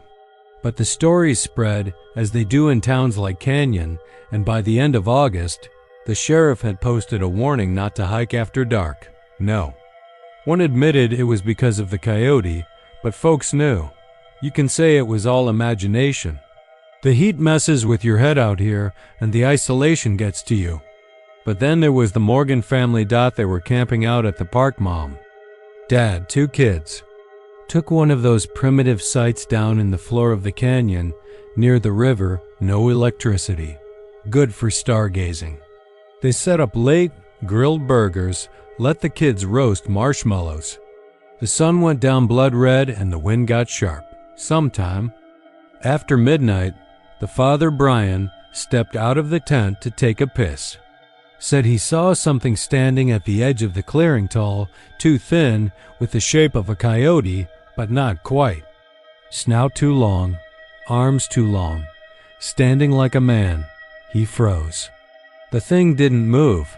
Then it whispered. His daughter's voice. Said, Daddy, come here. I found something. She was asleep in the tent. He knew it. But the voice was perfect. Her cadence, her lisp, everything. He stumbled back into the tent, zipped it shut, didn't sleep a second. The next morning, they packed up without eating and left before dawn. I didn't believe any of it, not really. I thought it was just one of those stories that builds over time, something passed from mouth to mouth and shaped to scare tourists. I'd lived in Amarillo my whole life, drove through the canyon plenty, never saw anything but deer and buzzards. But last September, I took a trip down there myself, just for a drive. I'd lost someone close to me, my wife Sarah. She died slow, cancer, the kind that eats you from the inside. After she passed, the house felt too quiet, too clean. So I got in the truck and drove. Wound up in the canyon without really planning it. It was near sunset when I pulled off the road near one of the overlooks, looking down into that deep, rust-red cut of earth. I sat on the hood of my truck, drinking warm beer and watching the shadows stretch. And then I heard it. A footstep, not a scurry or a rustle. A footstep crunching in the gravel behind me. I turned fast. Nothing there. No wind, no sound. Then I heard her. Sarah's voice. She said my name just once. Mark. It was flat, a little off, like a recording played through an old tape deck. I stared out toward the brush and saw it. A coyote, but wrong. It stood maybe 6 feet tall, hunched, with arms that hung too low and legs bent backward like a bird's. Its fur was patchy, skin dry and cracked like sun-scorched leather, and the eyes red as burning coal. I couldn't move. Couldn't breathe. It didn't speak again, just stared. Then it started to walk, upright, slow and deliberate, stepping toward me. I backed toward the truck, hand shaking as I reached for the door. When I looked back, it was gone. I didn't tell anyone at first. Who would believe me? But I started reading, digging through old stories, tribal records, legends. There are tales, old Comanche stories about skinwalkers, shapeshifters that steal voices, wear skins like coats. But this wasn't a man-turned beast. It was older, hungrier. I found a name scratched into a journal in the Panhandle Plains. Museum Archives. Just one line. Kate Na, the mimic of the canyon. Feeds on grief, walks on 2 legs, speaks with your dead. There's no way to fight it, no way to stop it. The stories say if you hear its voice, don't answer. Don't speak. Back. It can't enter your mind unless you give it permission. But it will follow you. For days. For weeks. It followed me. Everywhere I went on the road. In my backyard, sometimes standing across the street under a flickering street lamp. Always just still, watching. And sometimes, when I couldn't sleep, I'd hear her voice again. Mark. I'm cold. Let me in. Please, I miss you. I don't know what it wants. Maybe it just wants to be let in like the stories say. Maybe it feeds on your soul, your memories. Or maybe it's worse. Maybe it wears you, becomes you. I left Texas in October. Moved to Portland trying to get as far from that place as I could. But I still see it sometimes, in the mirror. In the corner of my eye, sometimes when the lights are off, I hear her calling from the other room. And sometimes I answer. It started with the sound of metal screeching across asphalt, like someone dragging a rusted pipe behind a pickup truck. Harold Gaines heard it first on a humid Wednesday night just past midnight. He was headed home from his late shift at the sawmill, the same 2-lane stretch of Route 7 he'd driven nearly every night for 15 years. The night was thick, the kind of black that swallows headlights, and the air smelled like pine and dead rain. He had the windows cracked because his AC had gone out again, and the sweat clung to his arms like a second skin. At first, he thought it was an animal in the road. A deer maybe, or a stray dog. But as he crested the low-rise just past Miller's Creek Bridge, his brights caught it, a pale figure crawling slowly across the highway, dragging itself on bony elbows. No face, no clothes, just skin like curdled milk stretched tight over something long and thin. It didn't move like a man or an animal. It twisted, folded, turned back on itself like it didn't know which way was up. Harold slammed the brakes. The truck fishtailed a little, tires squealing against the cracked pavement, and came to a stop barely 20 feet from the thing. For a second, it didn't react. Then its head, or where a head should have been, tilted up, sensing the light. And it let out a sound that Harold would never forget, like a scream caught in a meat grinder, high and wet, metal against bone. It wasn't made by anything that belonged on this earth. He threw the truck in reverse, tires spinning, dirt kicking up behind him as he backed down the highway, the figure rising slowly on legs too long and thin to be human. It didn't walk. It stuttered forward, jerking like a puppet, stumbling toward the headlights. It was drawn to the light. That much was clear. He left his high beams on and gunned it backward until he could whip the truck around, headlights now pointing away from the thing, and floored it all the way back to town, hands trembling on the wheel, heart kicking like a mule in his chest. He didn't stop until he reached the Shell station on North Street, where the night clerk watched him stumble out of his truck, pale and soaked with sweat. "Something's out there," Harold said, voice like gravel. "Something's wrong." Out there. The cops went out that night. They said they didn't find anything. No animal, no figure, no blood or tracks. Just skid marks where Harold had braked hard and the long scrape down the center line of the road like something had dragged itself along the asphalt with nails or bones.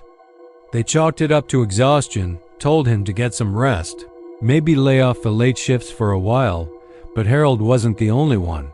The next night, it was Luann Perry.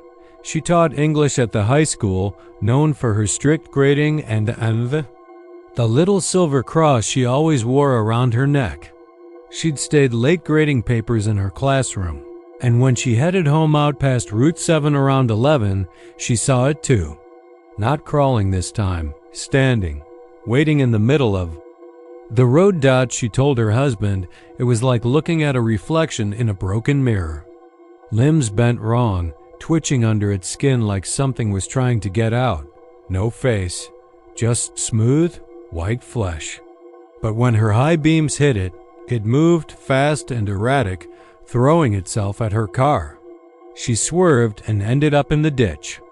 When she came to, the windshield was cracked and the hood was scratched to hell.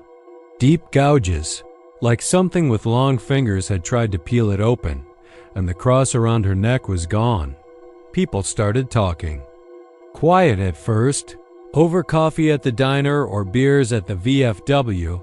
Stories going back years, truckers who refused to drive Route 7 after dark, old-timers who spoke of the thing with no face, always drawn to light, always moving toward the next set of headlights. Kids dared each other to go out there and flash their brights, but most came back pale and shaking, unwilling to say what they'd seen. It was Roy Bucher who finally dug up the old reports.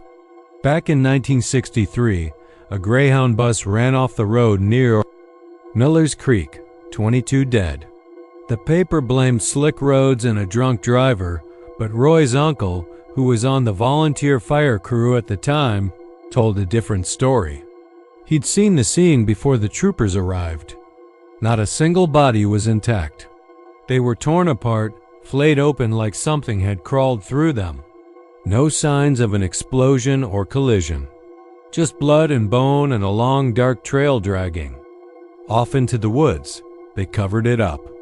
Said the bus went into a tree, but those who saw it never forgot. Some said it was an experiment gone wrong, something buried deep in the pine woods out past Nacogdoches. Others whispered about things older than towns, older than names. Something that lived in the dark, only waking when it sensed movement, heat, light.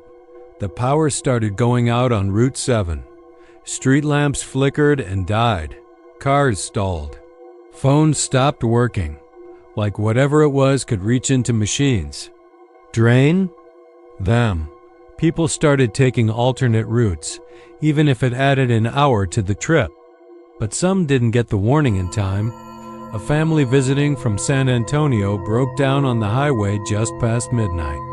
The husband walked back toward town, left his wife and 2 daughters in the minivan with the hazard lights on. They never saw him again, and when state troopers found the van the next morning, it was empty. The doors wide open, the inside torn up. No blood, no sign of a struggle. Just the long drag marks across the road, heading toward the tree line. After that, the county finally shut it down. Barricades at both ends.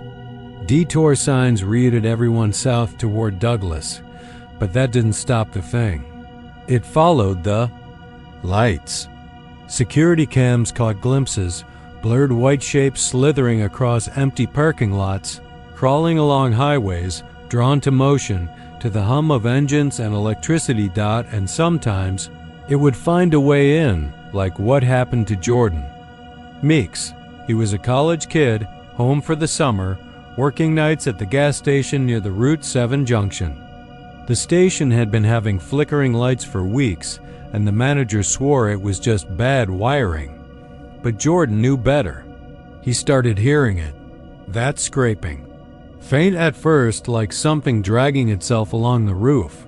Then louder, closer. Until one night, the power cut out entirely, and the only light came from the flashlight on Jordan's phone. He locked the doors, hid behind the counter, and waited. But the glass started to crack, pressure from the outside like a great weight pressing in. Then came the scream, that same unbearable screech like bone-grinding metal filling every inch of the tiny store. He dropped his phone in terror, and the screen cracked on the floor. The light went out. They found him the next morning, curled in a ball under the counter, hair white, eyes wide and staring. He wouldn't speak.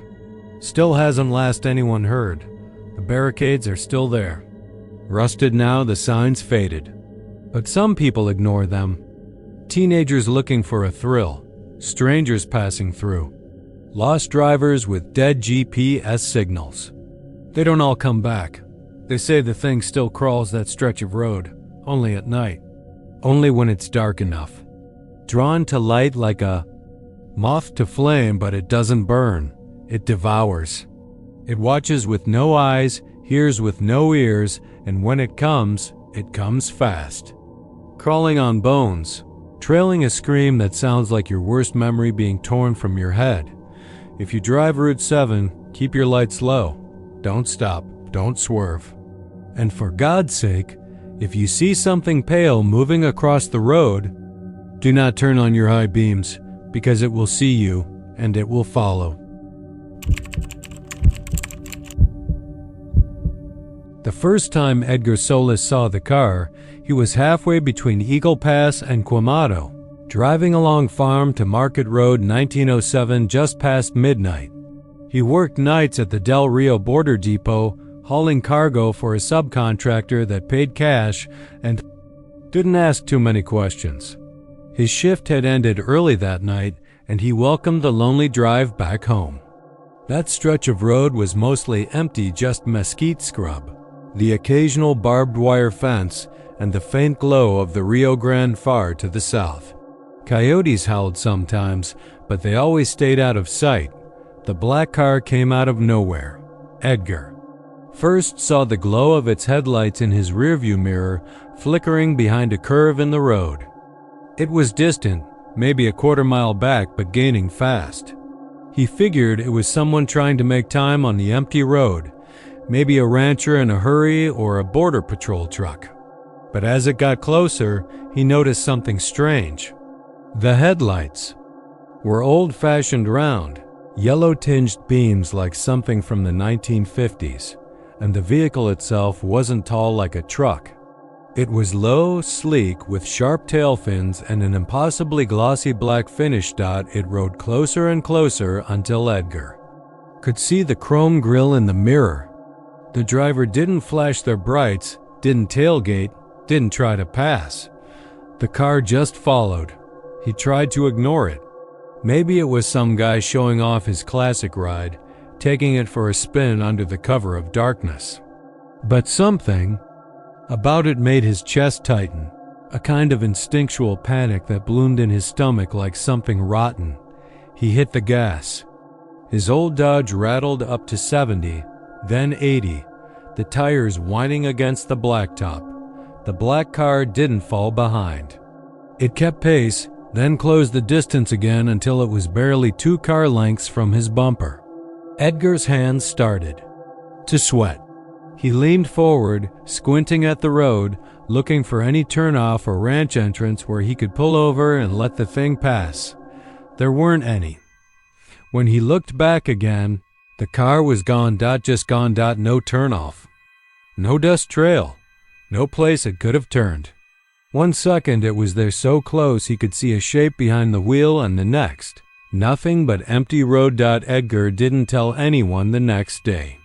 Not his brother, not his boss, not the waitress at the gas station he sometimes flirted with. It didn't seem real enough to share. Maybe he'd fallen asleep at the wheel. Maybe it was a trick of the light. He tried to forget about it, but a week later, someone else saw it. Gloria Castillo, a friend of Edgar's cousin, worked the night shift at a truck stop near El Indio Highway. She told people about a black car that pulled in around 2 a.m., parked, without turning off its lights, and just sat there idling. She went out with a flashlight, thinking maybe the driver was asleep or drunk. But when she got to the driver's side, the window was up and the interior was dark. She tapped on the glass. No response. She stepped back, shined her flashlight through the windshield, and saw nothing. No driver. No passenger. Just the soft glow of a radio dial and empty leather seats. The engine cut off all by itself. The headlights dimmed. The next time she blinked, the car was gone. Not pulled away gone. From there, stories started to spread. A rancher said he saw the car parked by his gate 2 nights in a row. A teenager swore it followed her for 8 miles on her way home from a quinceañera in Quemado. A man from Rosita said it was sitting in his driveway when he got home from work, black as a shadow and cold as ice. No one ever saw the driver. No one could follow it. Whenever someone tried, the car would vanish. By August, it was more than a legend. People started avoiding the roads at night. A local priest blessed the highways with holy water, muttering in Spanish about mecanismos del diablo. A county sheriff ran the plates, once got back a blank return, no registration, no history, no record. They started calling it La Cosa Negra, the black thing. Edgar started having dreams. He saw the car in his sleep, sometimes outside his house, sometimes waiting at the end of his driveway. Once, he woke up drenched in sweat after dreaming he was trapped inside it. The interior was silent. There was no wheel, no dashboard, just blackness that stretched in every direction. He couldn't move, couldn't breathe, couldn't scream. The dream ended when he saw a face appear in the rearview mirror, staring back at him with pale, empty eyes. Then people started disappearing. First was a hitchhiker named Danny Leal. Edgar had seen him often, walking the road between Quemado and Eagle Pass, always with a small red duffel bag and a broken-toothed smile. One night, Danny got picked up near a roadside pecan orchard. Witnesses said it was a black car, old and glossy, with dark-tinted windows. He was never seen again. Then came Maricela Torres, a middle-aged woman whose Ford broke down south of Normandy. She called her husband for help. When he arrived 20 minutes later, the car was still there, hood up, engine still hot, but Maricela was gone. Her phone lay on the passenger seat, still connected to him on the call. There were no signs of struggle, just tire marks leading away from the scene, fresh, wide set, and deep black car tire marks. People talked about the devil driving down from the hills. Others said it was a cursed vehicle, a hearse from some forgotten funeral. Some of the older folks remembered a fatal crash back in the 60s involving a stolen Cadillac Eldorado that plunged into the Rio Grande. The bodies were never found. Neither was the car. Edgar couldn't shake the feeling that the thing had chosen him. It started showing up more often, always behind him. Never passing, never honking, just following. Once he tried to stop and confront it, slamming his brakes hard enough to swerve sideways on the road. When he stepped out with a tire iron in hand, there was nothing but silence. No engine, no wind, no sign of another vehicle for miles. The longer it followed him, the more it seemed to seep into his life. His truck began to fail. Lights flickered. In his house, he found small black stains on his floor that smelled like gasoline and decay. His dog wouldn't go near his garage. Neighbors stopped visiting. He couldn't sleep, and when he did, he dreamed of being trapped inside that car. Again, the rearview mirror showing more and more faces every time. Dead, bloated, whispering things and voices that weren't human. One night, desperate, Edgar drove south. He left Eagle Pass around 1 a.m., aiming for the river. He didn't know why, just that something told him the answer was there. The car appeared behind him not long after, its headlights cold and steady. He didn't stop this time. He drove past the orchards, past Quamato, onto a narrow gravel road that ended at the riverbank.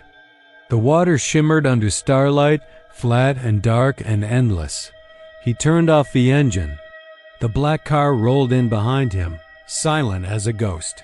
For the first time, it parked. Edgar stepped out. He was shaking, drenched in sweat. The air smelled like rust and wet leaves. The driver's door of the black car creaked open slowly. Something climbed out. It wasn't a man. It wasn't anything Edgar could name. It was wearing skin, but it wasn't human. Its head was wrong, its fingers too long. Its eyes were pits of black glass, reflecting the stars like pools of oil. It walked like it remembered being a man once, but had long since forgotten how bones were supposed to move. It said his name, not out loud, but inside his head. A whisper that echoed through every memory he'd ever buried. It showed him things. Roads paved in bone. Tires rolling over screaming mouths. Engines that ran on blood. He saw the inside of the car, not seats but rows of people, stitched into the leather, blinking in slow agony. They never got out. They never stopped screaming. The thing reached for him. That was the last anyone ever saw of Edgar Solis. His truck was found by the river the next morning, door open, engine dead. His footprints led to the water's edge, but never came back. No signs of a struggle, no blood, just tire tracks in the mud. The same ones that had shown up after every disappearance. The black car was spotted 2 nights later outside a gas station near Carrizo Springs. A kid pumping gas said it pulled in, lights off, engine running cold. He blinked once and it was gone. It still shows up now and then. Always behind you, always waiting for the road to get quiet, and when it does, you'll hear it. Idling, whispering. Just there in the rearview mirror. It showed up sometime around mid-June, planted at the edge of a sun-bleached crossroads between County Road 211 and a stretch of nothing that locals called Highway 40. Though it hadn't appeared on maps in years, the intersection lay 20 miles east of Ashford, Texas, past a collapsing grain elevator and a graveyard for rusted-out tractors, way out where cell phone signals vanished and even AM radio gave up. No one could say who put it there, but the sign was new fresh red paint, pristine white letters, and no trace of bullet holes or rust, which was already strange enough for rural Texas. At first, people thought it was some road crew's mistake. There weren't any houses for miles, just flat land, barbed wire, the occasional whitetail bounding through the mesquite. Who needed a stop sign out there? But then people started talking. A trucker named Dale Parsons, who'd been hauling seed to Amarillo, claimed he stopped there out of habit, more confused than anything, and blacked out. He said the clock on his dash jumped ahead 3 hours when he came to, and the diesel in. His tank was down a quarter more than it should have been. He didn't remember driving. He didn't remember anything at all. He didn't report it, of course. Dale wasn't the type. But he told his brother, and his brother told the woman who worked the counter at Jay's Market, and soon it was all over Ashford. Other people began to confess they'd had the same thing happen. Always after dark, always alone. And always the same stretch of road. By the second week of July, a teenager named Ronnie Key disappeared altogether. He was 17, taking his mom's Buick out to pick up a girl from Garrison Lake, though that girl later told police she never agreed to meet. Ronnie's phone was found in a ditch 4 miles past the crossroads, screen cracked, battery dead. The car was recovered 3 days later in the woods, tucked neat as you please between 2 cedar elms as if placed there by hand. The trunk was open. Empty. Sheriff Calhoun called in the Department of Transportation, but they had no record of a sign installation in that area. The bolt holes weren't drilled like standard TXDOT procedure. They were too clean, too deliberate, like someone had measured everything with a machinist's eye. Even the concrete base it was anchored to didn't match state specs. No ID markings. No batch number, nothing. They removed it, of course. Hauled it into the county impound lot. But 2 nights later, it was back. Same exact spot. Still pristine. That's when folks stopped using the road. The older ones took it in stride. There were stories from the 70s about a well that bled, a silo where you could hear a baby crying, that sort of thing. Ashford had always carried a current of weirdness beneath its dirt. People lived with it the way they lived with scorpions or drought. But for the rest, it was a slow-growing dread, a sickness in the air. They said if you passed through at night and didn't stop, you could feel your steering wheel grow heavy, like the truck or car wanted to stop on its own. That the radio would start picking up stations that didn't exist. Preachers screaming in tongues. Static with whispering underneath. One night in late July, a man named Ellis Booker broke down near the intersection. He was a welder from Taylor who'd gotten lost trying to find a shortcut to Waco. His phone was dead, and there were no lights for miles. He claimed he never saw the stop sign. Claimed he didn't know where he was until the truck sputtered and gave out. When he tried to sleep in the cab, he heard it, knocking. Not from the engine, not from outside, but from the trunk of his own truck bed. A slow, rhythmic thud, like someone trapped beneath the liner. He said it went on for hours. He was found walking down 211 at dawn, shirtless, muttering about how they whispered to him from under the road. Said they were cold and hungry and blind. That if you braked long enough, they'd climb up through. The asphalt like Worms. After that, Calhoun barricaded the road. Poured sand over the pavement, dragged an old combine across the junction to block it entirely. But people still found ways in. Teenagers dared each other to drive out there after midnight. They recorded shaky videos of the sign, but the footage never showed the time gaps. The audio always cut out when the knocking started. The longest any of them could bear to stay was maybe 30 seconds after braking. Then they'd panic, floor it, and swear off the place for good. But not everyone got out. In early August, a young couple from Elgin went missing.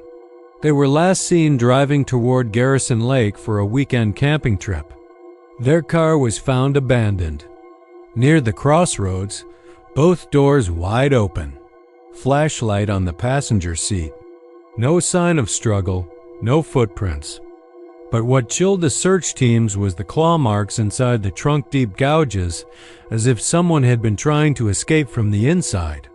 The scratches didn't match any common tools or animal claws. They were long, erratic, almost like handwriting.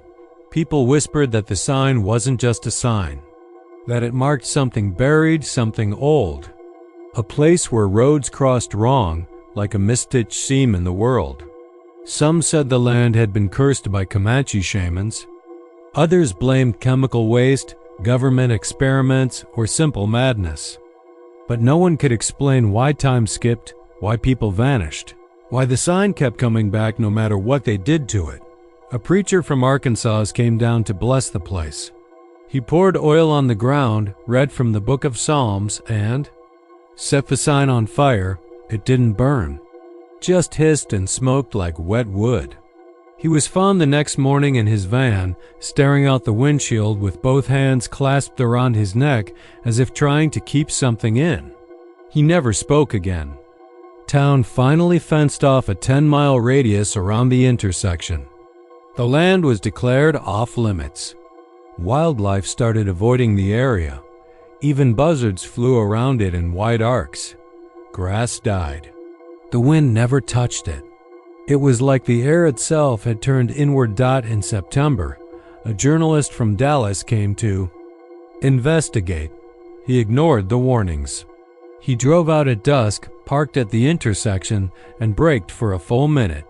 He left a recorder running in the glove box, a body cam on his jacket, and set up a dash cam to capture everything. His footage was recovered a week later when a rancher spotted the car, keys still in the ignition, headlights dead. The journalist was gone. The footage was mostly static. Flickers of motion, shadows that didn't match anything outside the car. But the audio, what little survived, captured a voice whispering in the trunk, not knocking this time, but laughing. A slow, wet, broken laugh that rose in pitch until the tape snapped out. No one knows what it is or what it wants, only that it's still out there. And the stop sign? It's still pristine. Nobody ever remembered seeing it in the daylight. That's what struck Sheriff Cotter the most when he started hearing the stories. Again, how nobody could ever recall the van under the sun. It always came at night, always white, always without plates, plain, no logos, no windows on the side, just that big hulking mass of steel creeping behind you like a shadow on wheels. The kind of thing you wouldn't even think twice about in a day. But out on the back highways between towns like Carrizo Springs and Osherton, under the wide Texas sky, it became something else entirely. Something wrong. It started again late August, during one of those heat waves that didn't let up even after the sun went down. The kind of thick, sweating dark that turned the road into a tunnel of bugs and high beams.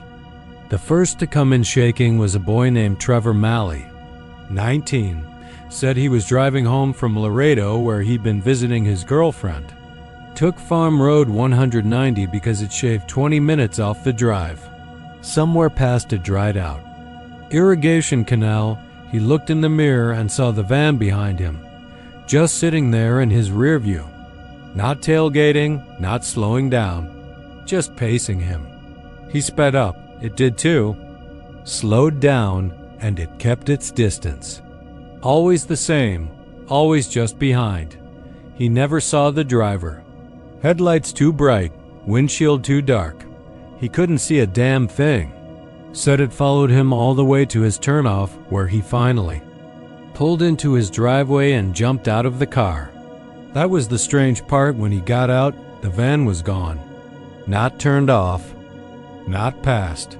Gone. When he checked the time, it was nearly 3:40 a.m. That didn't make sense, because he'd left Laredo at midnight and should have gotten home before 2. He swore up and down he hadn't stopped once, and his phone's call log backed it up. No texts, no calls. Just 2 missed hours hanging in the air like a skipped heartbeat. His mother said he was white as a sheet when he stumbled in, shirt stuck to his back with sweat and the look of someone who'd seen something they couldn't explain. Sheriff Cotter wrote it off at first. The boy might have dozed at the wheel, might have taken a wrong turn and not realized it, or maybe smoked something stronger than tobacco behind that girl's trailer. But then it happened again. This time to Angie Price, a 35-year-old nurse who worked the late shift in Cotulla. She was level-headed, known in town as one of the reliable ones. She said it was on Highway 85, just west of Big Wells. Around 2 in the morning, she noticed the van behind her. Same description. Plain, no windows, no plates. Stayed with her for 20 miles. She tried to wave it past. Nothing. When she took an exit, it took it too. When she slowed to 30, it slowed. When she sped to 70, it kept pace like it wasn't even trying. She told Cotter she finally pulled into a gas station outside Dilley, hoping someone else would see it. But the lot was empty. She parked under a flickering light and turned off her car, hands gripping the wheel so tight they cramped. But there was nothing. She looked up and the van was gone. No engine sound, no tires, nothing. She said she sat there for a few minutes trying to calm down, then went inside. The clerk asked if she was okay and what she was doing there so late. That's when she noticed the clock behind the register said 4:10, She checked her phone. Same time. She'd left Cotulla at 1:45. Dilley was 40 minutes away, max. And she hadn't stopped, hadn't turned around, hadn't even lost cell signal. 2.5 hours had vanished like smoke. Cotter started digging. Quietly. He didn't want to start a panic, especially since tourism had just picked up again by the lake. He checked patrol logs, traffic cams, even tried asking for help from a buddy of his who worked out of San Antonio, but all they could give him were shrugs and dead ends. That part of the state had a lot of blank spots on the grid. Too many stretches of nothing. The van never showed on any cameras. No license plate. Matt no trace. He asked dispatch to flag any mentions of it during 911 calls. Over the next few weeks, 3 more came in. A trucker hauling fertilizer who blacked out somewhere between Uvalde and Brackettville and woke up parked on the side of the road. Door. Open clock flashing. 3:33 a.m., a retired schoolteacher who swore the van had followed her for an hour before she turned into a Whataburger, only to find out it was already morning and she'd lost her voice. Every story the same. The van followed, never passed. Always close enough to see in the mirror, but too far to touch. Always between 1 and 4 in the morning. Always on rural stretches. And always ending with lost time. Cotter started to keep a map. Red. Pins, yellow thread. He saw the pattern after the 5th report. A crescent loop that bent through a 50-mile radius of brushland, old pump stations, and ghost roads from back when oil still ran like gold. Places where the cell towers were few and the silence was thicker than blood. One night, he decided to test it himself. He picked the most recent corridor of sightings, an old cattle route east of Catarina, where the pavement crumbled at the edges and javelina scuttled across in packs. He waited until 12:45 a.m., turned off his radio, and started driving. No lights but his own. No music. Just him, the road, and the sound of bugs pinging off his windshield. It didn't take long. 15 miles in. He checked his mirror and saw it, just like the others said. No plates. Too white, like it hadn't seen dirt. No driver. Just there. Quiet as a whisper. He gripped the wheel and kept steady, watching it. It never faltered. Never jerked or weaved. Just glided like it was being pulled on a rail. He slowed. It slowed, sped up. It followed. He tried to radio it in, but all he got was static. He tried stopping, and as soon as his taillights dimmed, the headlights behind him disappeared. Not off. Gone. Like they'd never been there. He stepped out with his flashlight, heart thudding, listening to the distant coyote howls and creak of branches in the dry wind. Nothing but the road. Felt wrong, tilted, like he was standing somewhere. He wasn't supposed to. His phone had shut off on its own. No power. His watch blinked nonsense. He got back in the cruiser and tried to turn around, but the road behind him was different. No marks, no signs, no shoulder. Just dirt and dark and more dark. When he made it back to town, it was after 5.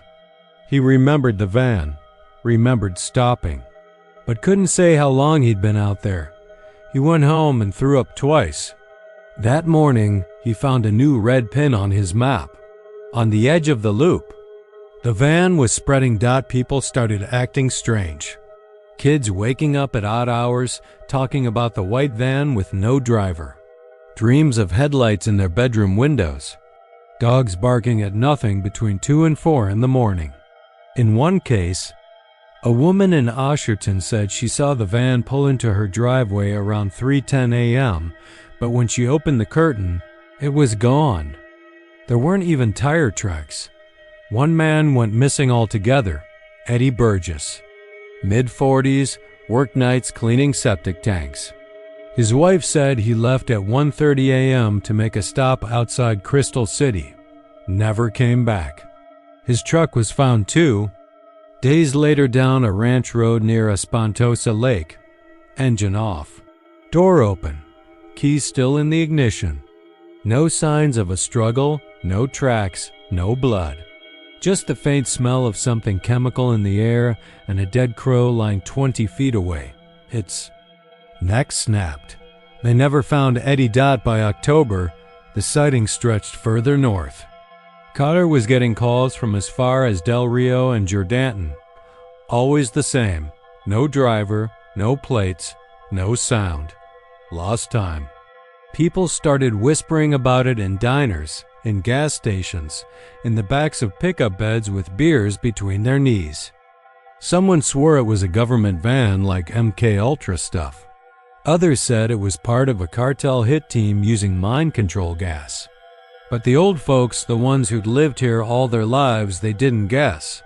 They just shut their mouths and looked away, like they'd seen it before. Cotter stopped driving at night. He started sleeping in his office with the lights on, gun under his desk. He still had the map. He added another pin yesterday. South of Freer, along a stretch of road where there used to be a town before the highway expansion swallowed it up. He stared at that map and realized something else. The pins weren't random. They curved inward, spiraling, toward something. Last night, someone left a photo on his windshield. No note, just a printed picture. Blurry, taken from inside a car, like through a windshield. Headlights behind, a white van. But in the picture, you could just make out something in the driver's seat. Not a person, not quite. Just a shape. Elongated, too tall, pressed against the windshield like it was straining to get out. He burned the picture. But he knew it was coming for him, Dot, and now he's missing too. It starts with a noise like most things that creep in and settle under the skin. A sound that doesn't belong but doesn't scream for attention either. You don't notice it at first, not really. You write it off as the engine rattle, a loose belt, maybe the wind slapping against the mirror. Something small. Something harmless. That's what most of them said. The ones who came back. State Road 116 cuts across the northern rim of Copras. Cove, a Texas town that's been drying out since the early 90s. Back when Fort Hood was still booming, soldiers used to spend weekends there, filling up the bars, spending money they hadn't earned yet. These days, the town's mostly hollow. The Walmart closes at 10. The Dairy Queen shuttered up for good last spring, and there's only one gas station on the far west end that stays open past dark. You can stand on the roof of City Hall and look out over the whole stretch of land, and see where the wild takes back what folks forget to maintain. That includes the old farm road that splits off from 116 right before you hit the Lampasas River. They don't even mark it on most GPS maps anymore. No name, no route number. The county road sign rusted out years ago, but if you've lived in Cove long enough, you just call it Palmer's Cut.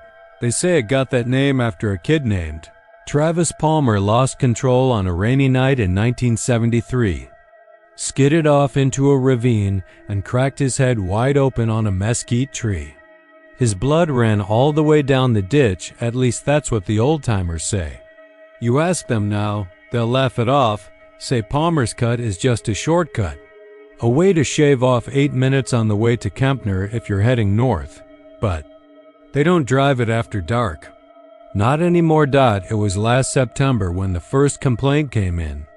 A local mechanic named Ray Vaughn stopped by the sheriff's office shaking like a drunk in detox. Said he was coming back from a job in Gatesville, took the cut around midnight. Said he was doing about 70 when he heard it, clear as day clapping. 3 slow, deliberate claps. Right outside the driver's window. Like someone riding beside him, matching his speed, smacking their hands together with calm, steady rhythm. He rolled down the window, didn't see a damn thing, but the sound didn't stop. Said it followed him all the way back into Cove. He broke every speed limit on the way and still heard it. That was the first report. 2 days later, a high school. Girl named Jamie Lyles left her friend's ranch just past Mound and decided to take the cut even though her mother always told her not to. Her boyfriend had ghosted her that night and she was crying when she made the turn. She told her folks afterward that she thought she was losing her mind. The clapping started near the old grain silo. 3 slow claps, like a teacher trying to get the class's attention. At first, she thought it was the radio, but the stereo had been off since she got in the truck. She hit the gas, thinking maybe it was something mechanical. But the sound didn't come from inside. It came from outside, right by the window. Even when she hit 80 by the time she got to her street, she was screaming. She jumped up before the car was even in park and ran into the house. Her dad checked the truck, found nothing wrong. Number. Branches, no dents, no signs of animals. But she wouldn't sleep in her room for 2 weeks after that. Said every time she closed her eyes, she could hear the clapping start again, closer and louder. Most of the reports followed the same pattern: 3 claps, never 4, never 2. Always at speed. Always from outside the window, no matter how fast the car was going. Some said it was the driver's side, others the passenger. A few swore they heard it from both sides. One man, a delivery driver for a food service company, said it sounded like someone running beside the van, keeping pace with him at 65, slapping their hands together like they were applauding him for trying to get away. The sheriff's department did a sweep. Deputy Cortez drove the stretch 6 times over 3 nights. Nothing. No footprints, no pranksters, no busted fences, no wildlife. They brought out one of those game cameras, mounted it to a fence post across from the silo.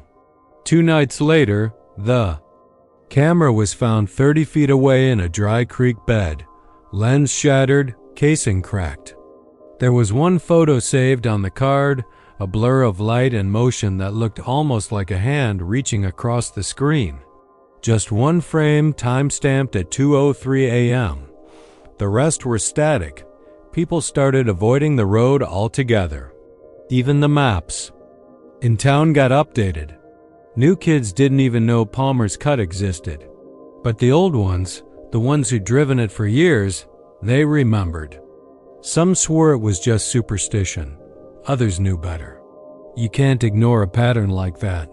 The clapping happened too often, always the same way, always 3 times.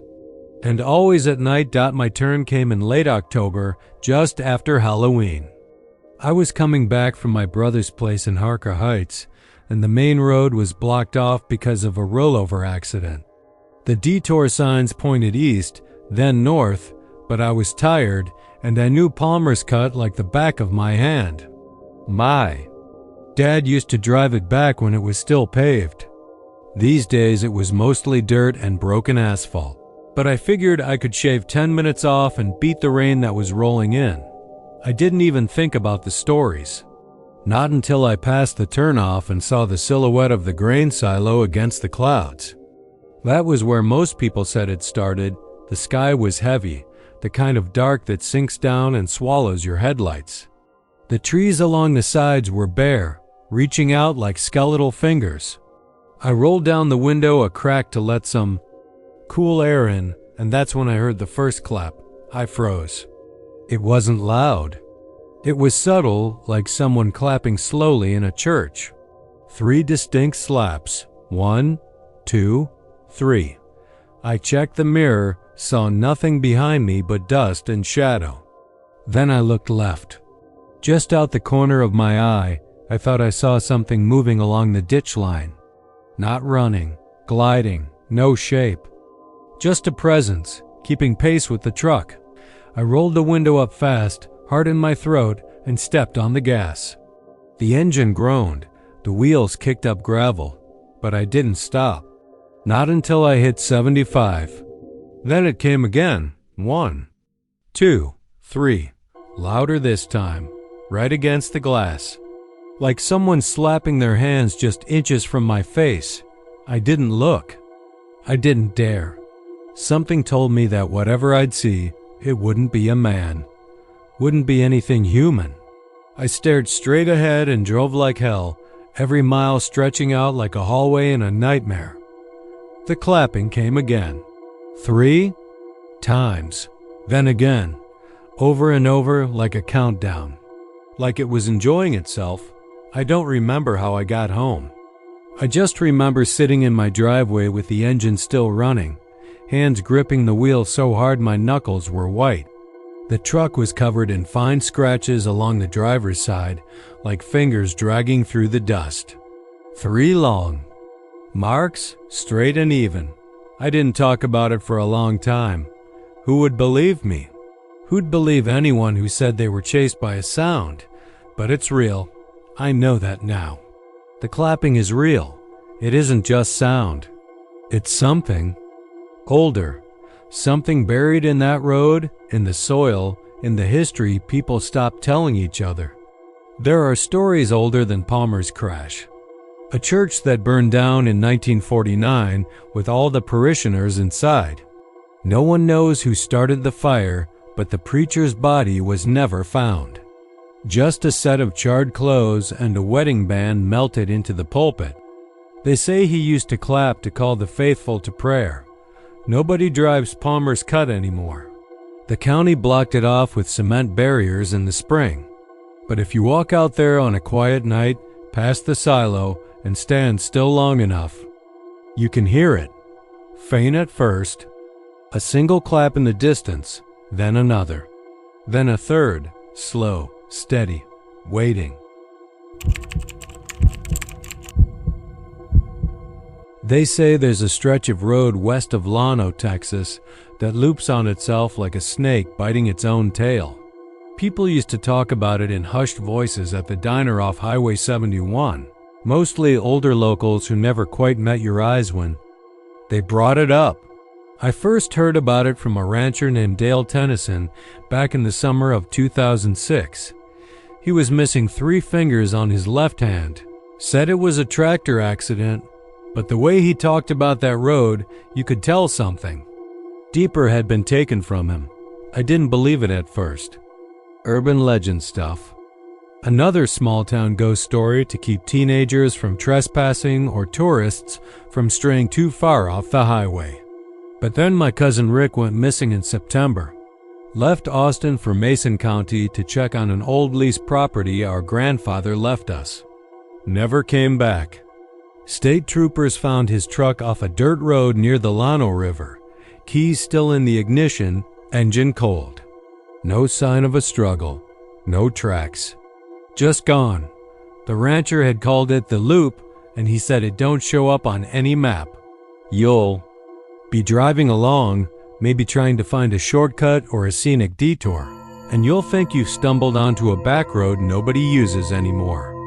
It feels right at first familiar, even like something from your childhood, even if you've never set foot in the hill country. Then things start repeating. I found it on purpose. I told myself I was doing it for Rick, but part of me wanted to know. I had to see if it was real.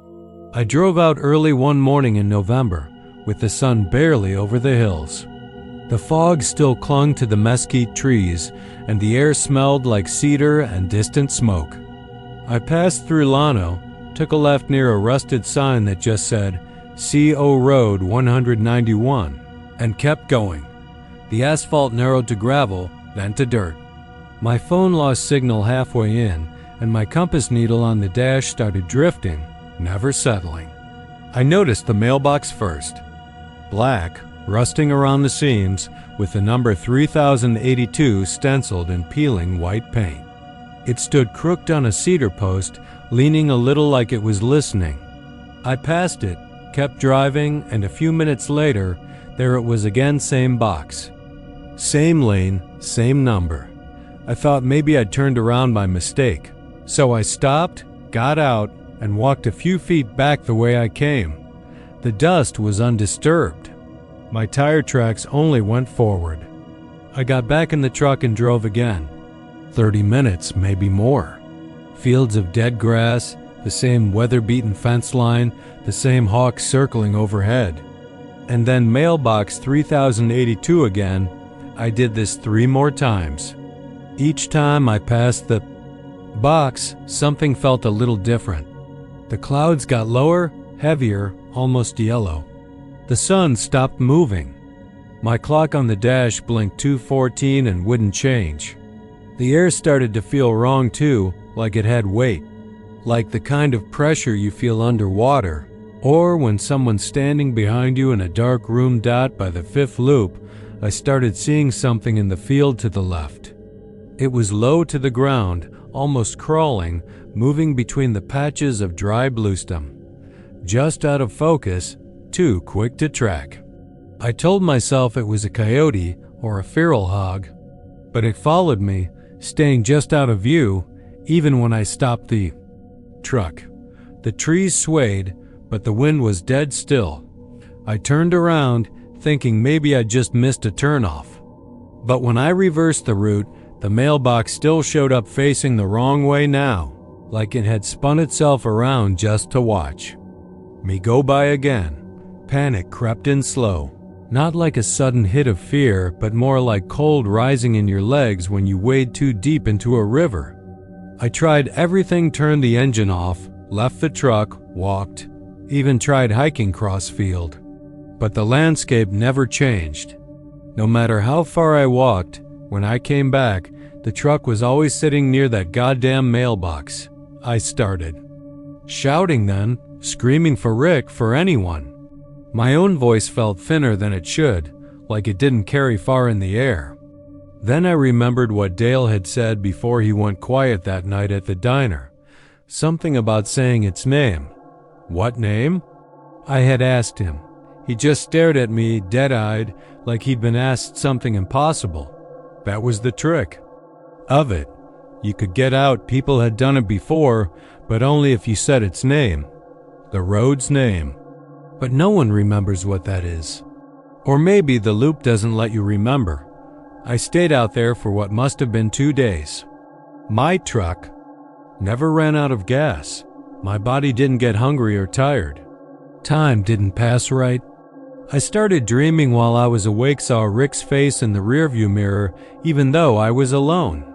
He was pale, lips blue, eyes bleeding slowly like he'd been weeping blood for days. He mouthed something over and over, soundlessly. Then, there were the whispers. They started the second night, if you could call it night, since the sky never really changed. Just darker clouds and thicker air. I'd hear them behind a seat, outside the cab, inside the glove box. Sometimes they'd say my name. Sometimes they'd say things I'd only ever heard once in my life. Private things. Things no one should have known. By the 3rd day, or whatever it was, I gave up trying to find the way out. I sat behind the wheel, engine idling, staring at the mailbox. That's when I saw the writing. It hadn't been there before. Scratched into the rust, beneath the number 3082, barely visible unless the light hit it right. 3 words. But they weren't legible. Not in any language I knew. The symbols curled and crossed like broken twigs or something burned into flesh. And as I looked at them, something in my brain recoiled. Like it didn't want me to understand. I said them anyway. Not because I understood them, but because something deeper in me did. Something primal.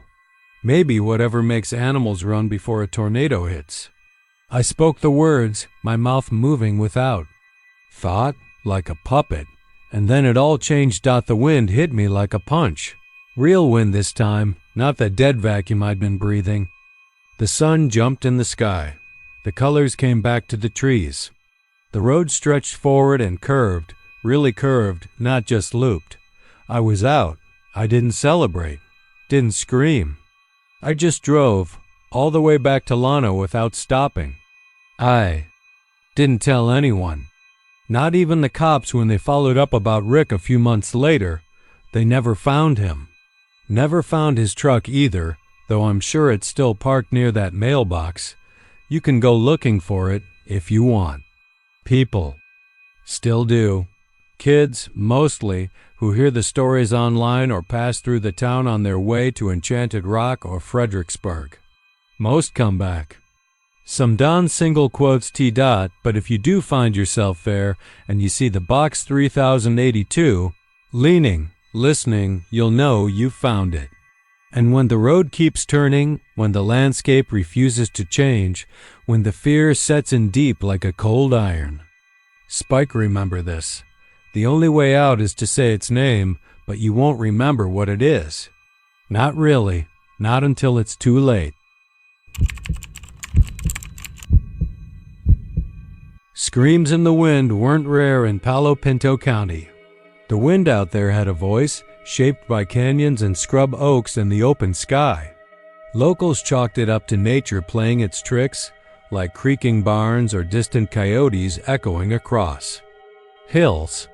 But there was something different about the wind at Possum Kingdom Lake, something that made folks stop mid-step and look over their shoulder, especially if they were dumb enough to wander down that forgotten dirt path on the North Shore, the one that wound through cedar groves and limestone crags. Before ending at a sharp overlook called Harrow's Edge, no one marked it anymore. The state had stopped maintaining the trail decades ago after the last disappearance. That didn't stop curious hikers or college kids from finding it. It was barely a mile from the main trail, hidden by a fallen mesquite and a few leaning fence posts. But once you stepped onto it, you felt it, the wrongness. The trees felt tighter there. The brush seemed too still, and the deeper you went, the more you noticed the wind. It started soft, barely a whisper, like someone muttering behind a closed door. By the time you reached the edge, it was screaming, and not in a poetic, nature is beautiful sort of way. It sounded like a woman dying. Long, guttural, panicked. People came down from the trail pale-faced, some in tears, swearing someone had followed them, touched them, called their name in a voice they recognized. A few said they saw her, always a woman, always barefoot, always at a distance, standing too still or gliding too smoothly. Nobody stayed long after dark. In October of 2017, a man named Jared Runnels went missing on that trail. He wasn't from around here. He was a geologist from Waco, up for the weekend with a buddy to look at rock strata near the lake. The buddy stayed back at the cabin. Jared took off alone after breakfast, according to a time-stamped selfie he sent from the park gate. He never came back. Rangers found his car, found his tracks, even found the beginnings of a path that led toward Harrow's Edge. And then nothing. Dogs lost the scent. The drone picked up nothing but rocks and trees. They combed the area for days, but it was like the man had been scooped up and carried away. A year later, a high school girl named Macy Halpern went out there on a dare. Her friends waited at the trailhead, too chicken to follow her. She was gone almost 2 hours. When she came back, her clothes were torn and her eyes were bloodshot. She couldn't talk for nearly a day, just stared and shivered and scratched at her arms like something was under her skin. Later, she claimed she'd heard someone calling her name in her dead mother's voice. When she turned around, she saw a woman standing in the path, holding out her arms. Macy said the woman had no face, just skin stretched smooth where the features should be. She ran and never looked back. Most folks chalked it up to trauma, stress, maybe a bad edible. But those stories kept piling up, and by the time I got wind of it, the legend had deep roots. I'm not a believer by nature. I was a crime reporter. For 15 years, dead people don't scare me. Lies don't either. But when I moved out to Mineral Wells to get away from the city, I started hearing these stories from the locals. They'd lean in and whisper like it was a curse to even say Harrow's Edge out loud. The more I listened, the more curious I got. That's how it always starts, right? Not with some dramatic lightning bolt from the sky, just curiosity. Slow, quiet, steady. I went out there late one Friday in September, just before sunset. I wanted time to get my bearings before it got dark. I parked near the state trailhead, then ducked into the woods where I'd been told the old path started. It wasn't hard to find. Someone had stacked rocks in the shape of an arrow, pointing toward a narrow cut between the trees. The path itself was overgrown but visible dirt and broken stone underfoot, lined with cedar and hackberry. It was cooler in there, and the wind picked up almost immediately. It blew steadily from the east, carrying dust and dry leaves. The air had a weird taste to it, not rot exactly, more like iron.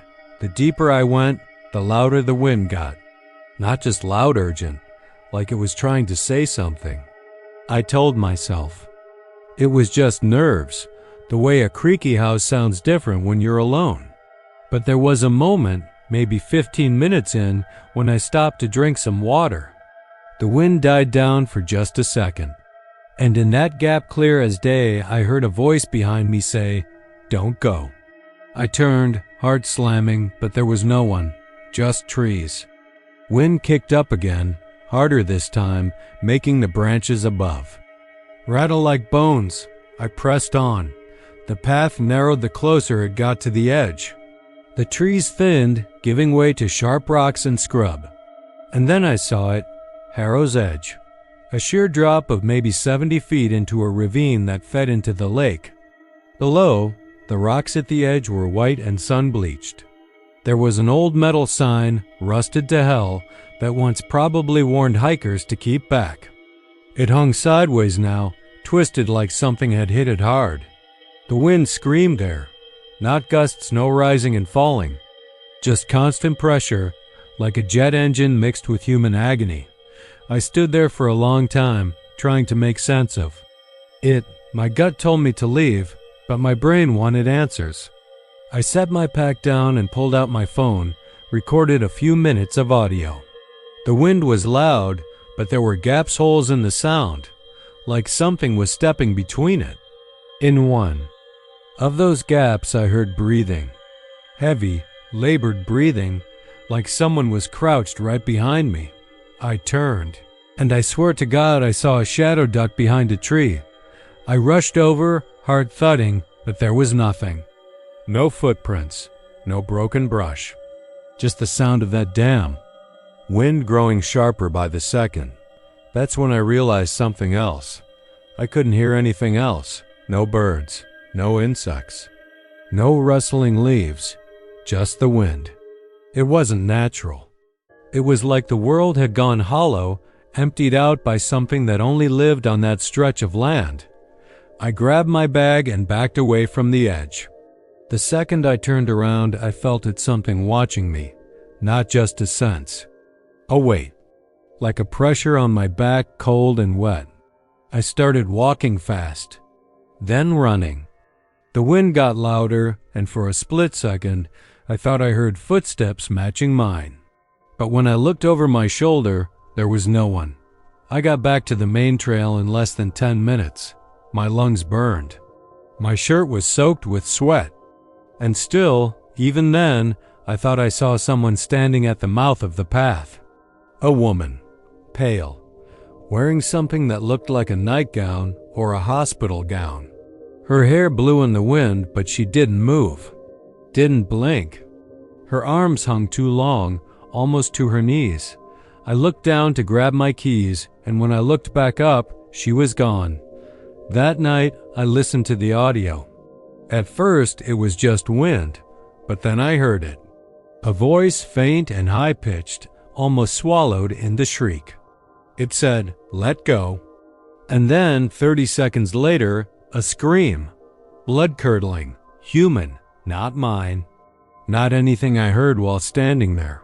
I didn't sleep that night. The next morning, I drove straight to the ranger station and played the audio for them. The younger guy looked spooked. The older one just sighed and said, "We told him to close that path years ago. But the wind don't let people forget." He told me a story, one I hadn't heard before, about a woman named Claire Harrow who used to live in the area in the 1940s. Her husband was a drunk, a violent one. One night he beat her near to death and dragged her to that overlook. Locals said they heard screaming all night, but by morning she was gone. No body, no trace.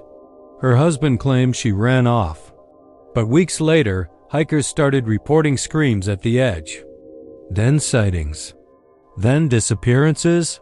They named it Harrow's Edge after her, as if putting a name on it could make it less hungry. I don't go near that lake anymore. Even from my porch 15 miles out, I swear I still hear the wind sometimes. And when it blows just right, I hear her voice under it, calling someone else's name. Not mine. Not yet. The first time Dale noticed the sign, he was coming back from a welding job in Andrews. He'd driven that stretch of highway 87 dozens of times, hell, hundreds. It was just flat land, cotton fields, oil rigs, the occasional windmill spinning. Against the Texas sky, that part of the state didn't change. It was wide, open, and hot, like God had forgotten to finish painting it. It was late September. The air dry and crackling like the skin on a roasting chicken, and Dale was bone-tired. He hadn't eaten since breakfast and just wanted to make it back to La Mesa, where he rented a trailer behind a mechanic's shop. He'd seen the green sign plenty of times before, the one about 10 miles out from town. But this time, it read something different. La Mesa 37 miles Andrews 62 me. He braked hard. Almost rear-ended a livestock trailer hauling goats. Numbers were wrong. La Mesa was only 20 miles from where he was, give or take. He checked the map on his phone, then flicked his eyes back at the sign. Same numbers. He got out and walked up to it. The sun was baking the asphalt, warping the air into waves. The sign was clean, no vandalism, no bullet holes, which was rare out there. He figured maybe the county had put up a new one and made a mistake. It wasn't worth calling anyone about, so he got back in the truck and drove. But it stuck with him. For some reason, the wrong numbers bothered him more than they should have. The next week, on his way out to another job in Andrews, the sign was different again. La Mesa 48 miles Andrews, 17 me, that was backwards. He just left La Mesa not 15 minutes ago. It should have been closer to Andrews, not the other way around. He stopped again, took a picture with his phone. The GPS confirmed he was about halfway between both towns. He zoomed in on the photo and noticed something else. The arrow under La Mesa pointed west. That was wrong. La Mesa was due east. He knew that like he knew the veins on his hands. He drove on, uneasy. Work that day went slow. The pipes wouldn't hold pressure, the sun was blistering, and his coworker Frank kept talking about coyotes acting strange at night, how they'd circle his trailer and yip in weird patterns, like they were trying to talk. Dale didn't care for Frank's stories, and he sure didn't want to hear about supernatural crap. Still, the road sign sat in his mind like a stone in his boot. 2 weeks later, he took the same route in the dead of night. He hadn't meant to, but the job had run long. He didn't like driving that road after dark. There weren't any streetlights out there, and the land turned into something else entirely at night. Everything flattened out so hard it made you dizzy. Shadows stretched across the highway like long fingers. And the sign, he almost missed it, but his headlights caught it in time. He slowed to a crawl. La Mesa 71 miles Andrews, 3 me. He hit the brakes and sat there, idling. He'd passed Andrews 20 minutes ago. That meant he was headed away from town, but he knew he hadn't turned around. He'd driven straight. His GPS was spinning in circles, trying to find a signal. The radio buzzed with static. A low fog was creeping in from the fields. Not mist. Fog, thick and yellowish like pipe smoke. It rolled over the road and blanketed the ditches. Dale sat there, chewing his lip, watching it pool around the sign. He tried to back up, turn around, but the truck wouldn't start. No click, no hum, dead as a corpse. He cursed and got out, walked around the hood. Nothing obvious. Battery was fine. No smell of burnt oil. And then he saw something out of the corner of his eye. The sign changed. Not all at once, slowly, like ink bleeding through paper. The letters melted and reformed. The numbers stretched and slid, reshaping into something. New Lamesa 96 miles Andrews, 0 me. The arrow under Andrews turned sharply north. He felt a pressure in his ears, like the air was thinning. The fields on either side of the road seemed darker, deeper, as if the ground had dropped a few feet. There were no stars, no moon, just that awful fog and the hum of his own blood pounding behind his eyes. He started walking. He didn't know. Why? Maybe instinct. He followed the direction the arrow pointed, north, even though there was nothing there but open fields. No town lights, no fences, no distant glow of gas flares. After 10 minutes, the road under his boots turned from pavement to gravel, then to dirt. Then it wasn't a road at all, just packed soil. He should have turned around.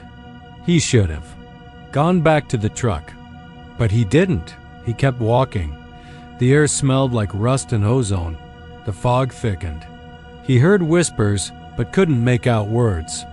Just the rise and fall of syllables in a rhythm that made his skin crawl. Then, he saw lights dim yellow like sodium bulbs. A building materialized in the fog. Squat, concrete, with no windows. Just a single metal door and a blinking light above it. He reached out and touched the handle. Inside was colder than a freezer. The walls were concrete, damp. A corridor stretched into the dark. There were no lights except that blinking one behind him. He thought of going back, but the door slammed shut and locked behind him with a pneumatic hiss. He ran. The hallway twisted and sloped downward. He passed doors, all shut. No labels, no sound.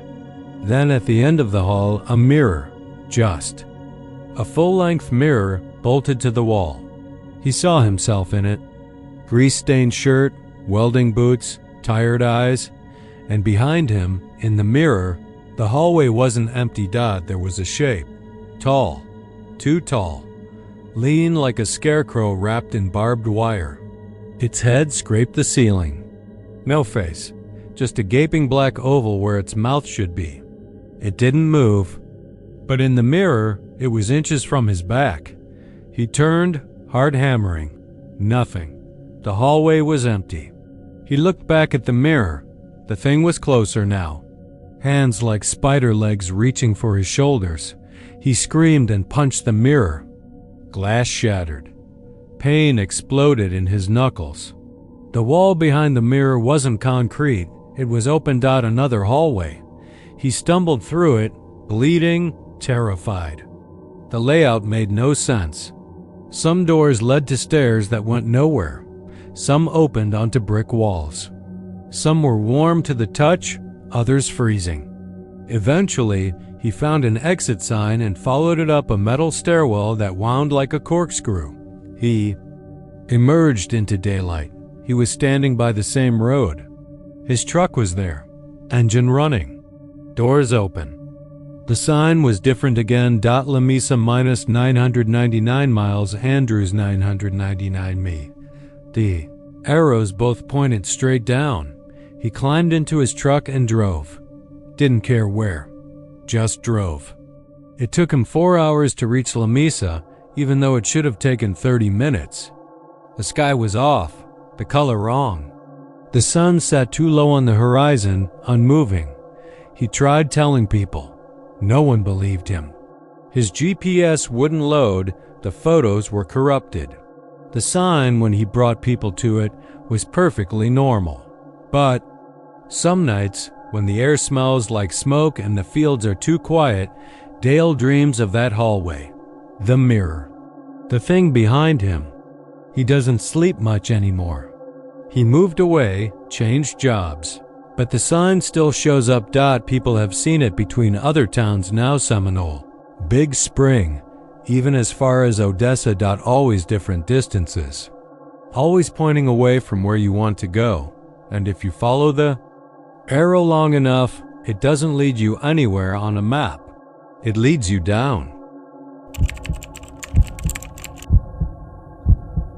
The first time Earl Dobbins saw the man in the poncho, it was a Tuesday morning and the heat was already crawling up the road in waves. State Highway 16 cut through the Texas hill country like a sunburned scar, bordered by brittle grass and gnarled live oaks. Earl had been driving south, heading toward Kerrville, nursing a hangover and an open bottle of Big Red that had gone warm. His truck, an old Ford with cracked leather seats and the smell of diesel baked into its bones, rattled along at just under the speed limit. That stretch of highway never saw much traffic, just the occasional cattle truck or lost tourist heading toward Bandera. Earl spotted the man on a long straight portion of the road near Medina. He stood on the shoulder, facing the fields, motionless except for the wind tugging gently at the hem of a dark green poncho that clung to him like wet cloth. What struck Earl as odd, what sent a cold itch crawling up the back of his neck, was Tagma's neck. That the man looked soaked through, as if he'd walked straight out of a thunderstorm, yet the sky above was wide and clear, not a cloud to be seen. The last rain had been nearly 3 weeks ago. Earl slowed instinctively, rolling down the window halfway. "You all right there, fella?" he called, the engine idling rough under the hood. The man turned, and Earl caught his face drawn and colorless, with pale blue eyes that didn't quite seem to focus. He looked older than he probably was, worn down, like he'd been sanded at the edges. Water dripped steadily from the poncho, pooling near his scuffed boots. "Where'd the others go?" the man asked. Earl frowned. "Others? What others?" But the man didn't answer. He just blinked, slowly, as if processing a question in a language he no longer understood. Then, without a sound or shift in the air, he was gone, vanished. No puff of smoke, no flash of light. One moment he was there, and the next there was only the heat shimmer rising from the pavement. Earl jerked back in his seat, heart thudding, and damn near stalled the truck. He threw it into park and stepped out, scanning the ditch and the scrub grass. Nothing, just the hum of cicadas and the low whine of a distant mower. Earl rubbed his eyes, swore softly, and climbed back into the cab. Figured maybe it was dehydration or that cheap whiskey catching up with him. But he never really believed that. Over the next few weeks, the sightings piled up. Locals, mostly ranch hands, truckers, a retired mailman named Mrs. Loretta Sharp claimed to have seen the man. Always on Highway 16, always soaked. Always? Asking the same question. Where'd the others go? Then he'd vanished. By mid-July, the sheriff's office in Bandera was getting enough calls to start a folder. They humored people, took notes, pretended they weren't spooked. But folks could feel it in their bones. Something was off. Something old. There were whispers in bars and bait shops, stories resurrected from grandparents' yarns about floodwaters. That came with no rain and voices heard in dry wells. About the year the Medina River rose without warning and swallowed half a dozen men during a drought in 1939. Stories no one had thought about in decades. Earl tried to ignore it at first. He stopped drinking, hoping clarity would erase what he'd seen. It didn't. The image of the man, the way his eyes moved just a half second too slow, stuck with him. Then his niece Lacey called him in a panic one night. She'd been driving home from her nursing shift in Kerrville and saw the man near Pipe Creek. Said he stepped right into the road, hand outstretched, like he needed help. She swerved to miss him, ended up in a ditch with her airbags blown and glass in her arms. But when the police got there, no one else was around. Just her and her wrecked Honda and a spreading puddle of water on the pavement, though it hadn't rained in days. That was when Earl started digging. he went to the Bandera County Library, pored over microfilm, newspaper clippings, anything with a hint of mystery. What he found made his blood run cold. In the spring of 1952, there was a flood, not a natural one. Witnesses reported a sudden wall of water crashing through a low-water crossing on Highway 16, near what used to be a picnic stop. No rain, no storm upstream. Just a surge that came out of nowhere, fast and angry.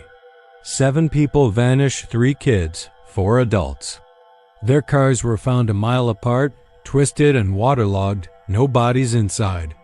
Local legend called it the vanishing flood, and for a while it made the papers.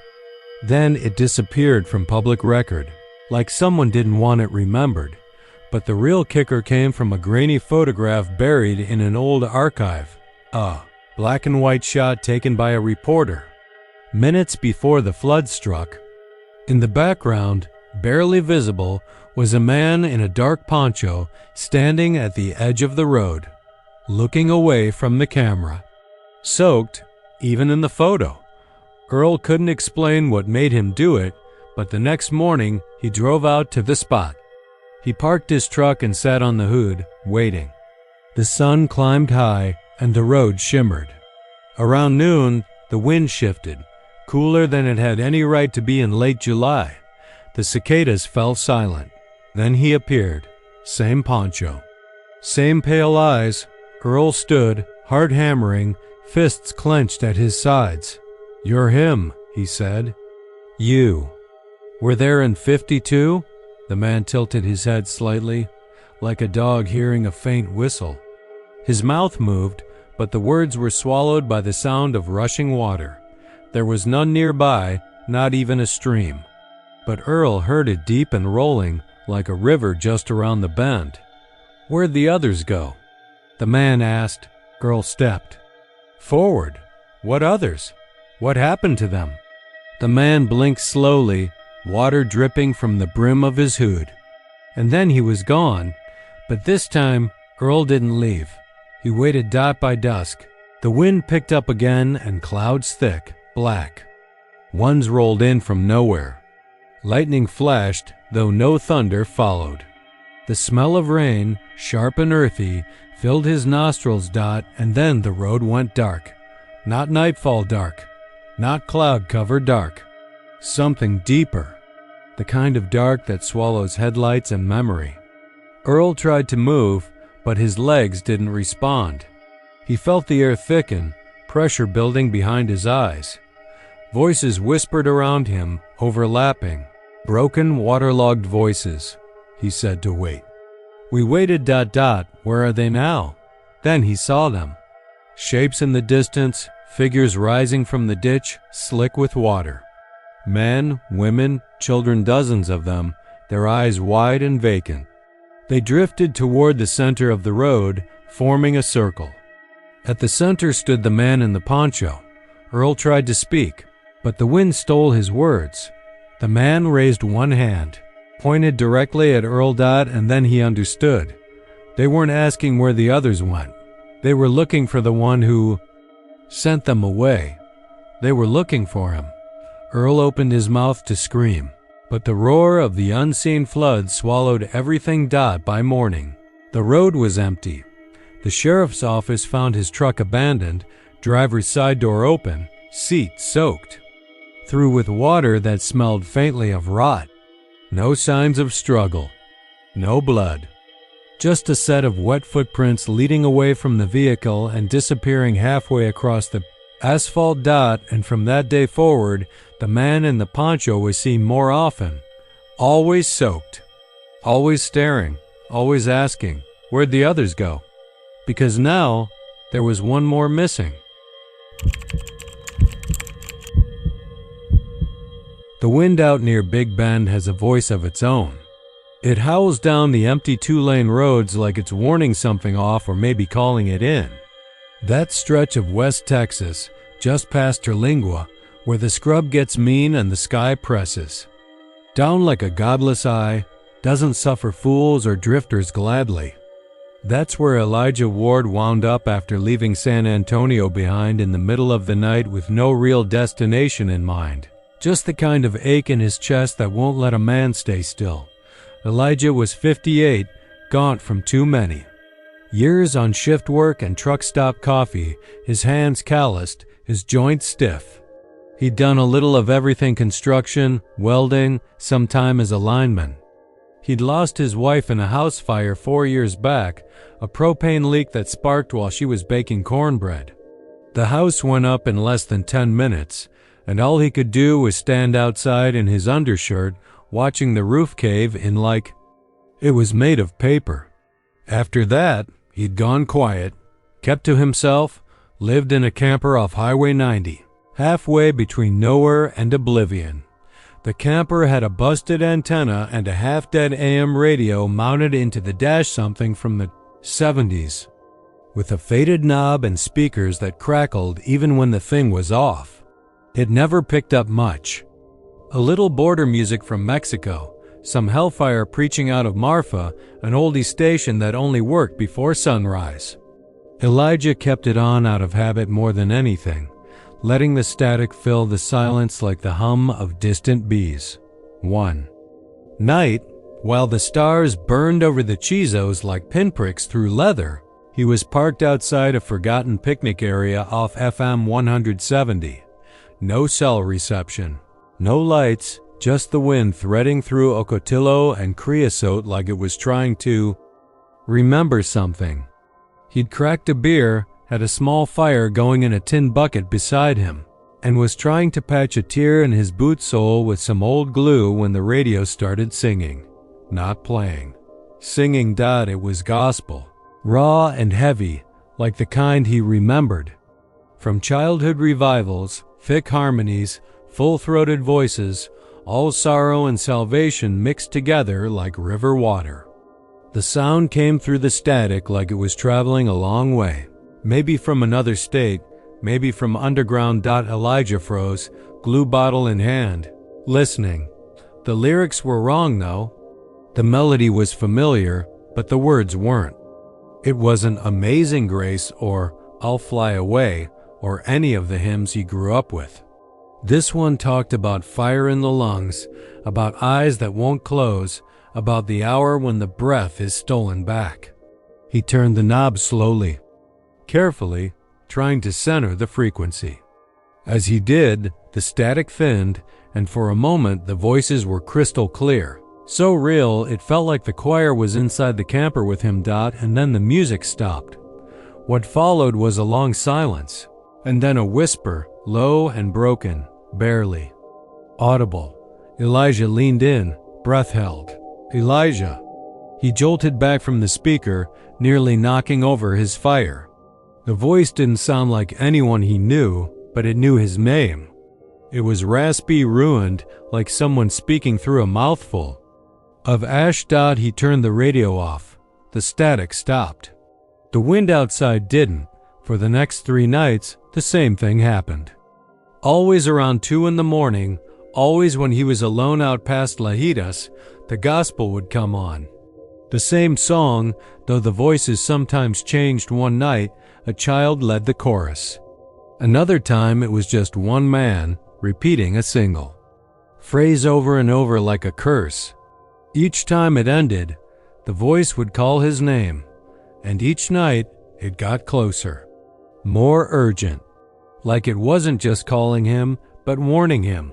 On the 4th night, he tried to leave, packed up the camper, tossed everything loose into the back of his old Dodge, and started heading north toward Alpine. The plan was vague: get to town, find a real motel, maybe a mechanic who could pull the radio out entirely. He didn't like the idea of the thing riding with him anymore. It felt wrong. Not haunted, exactly, but infected. Touched. Halfway down the road, the engine sputtered and died. No warning. No dashboard lights. Just a sudden lurch and silence.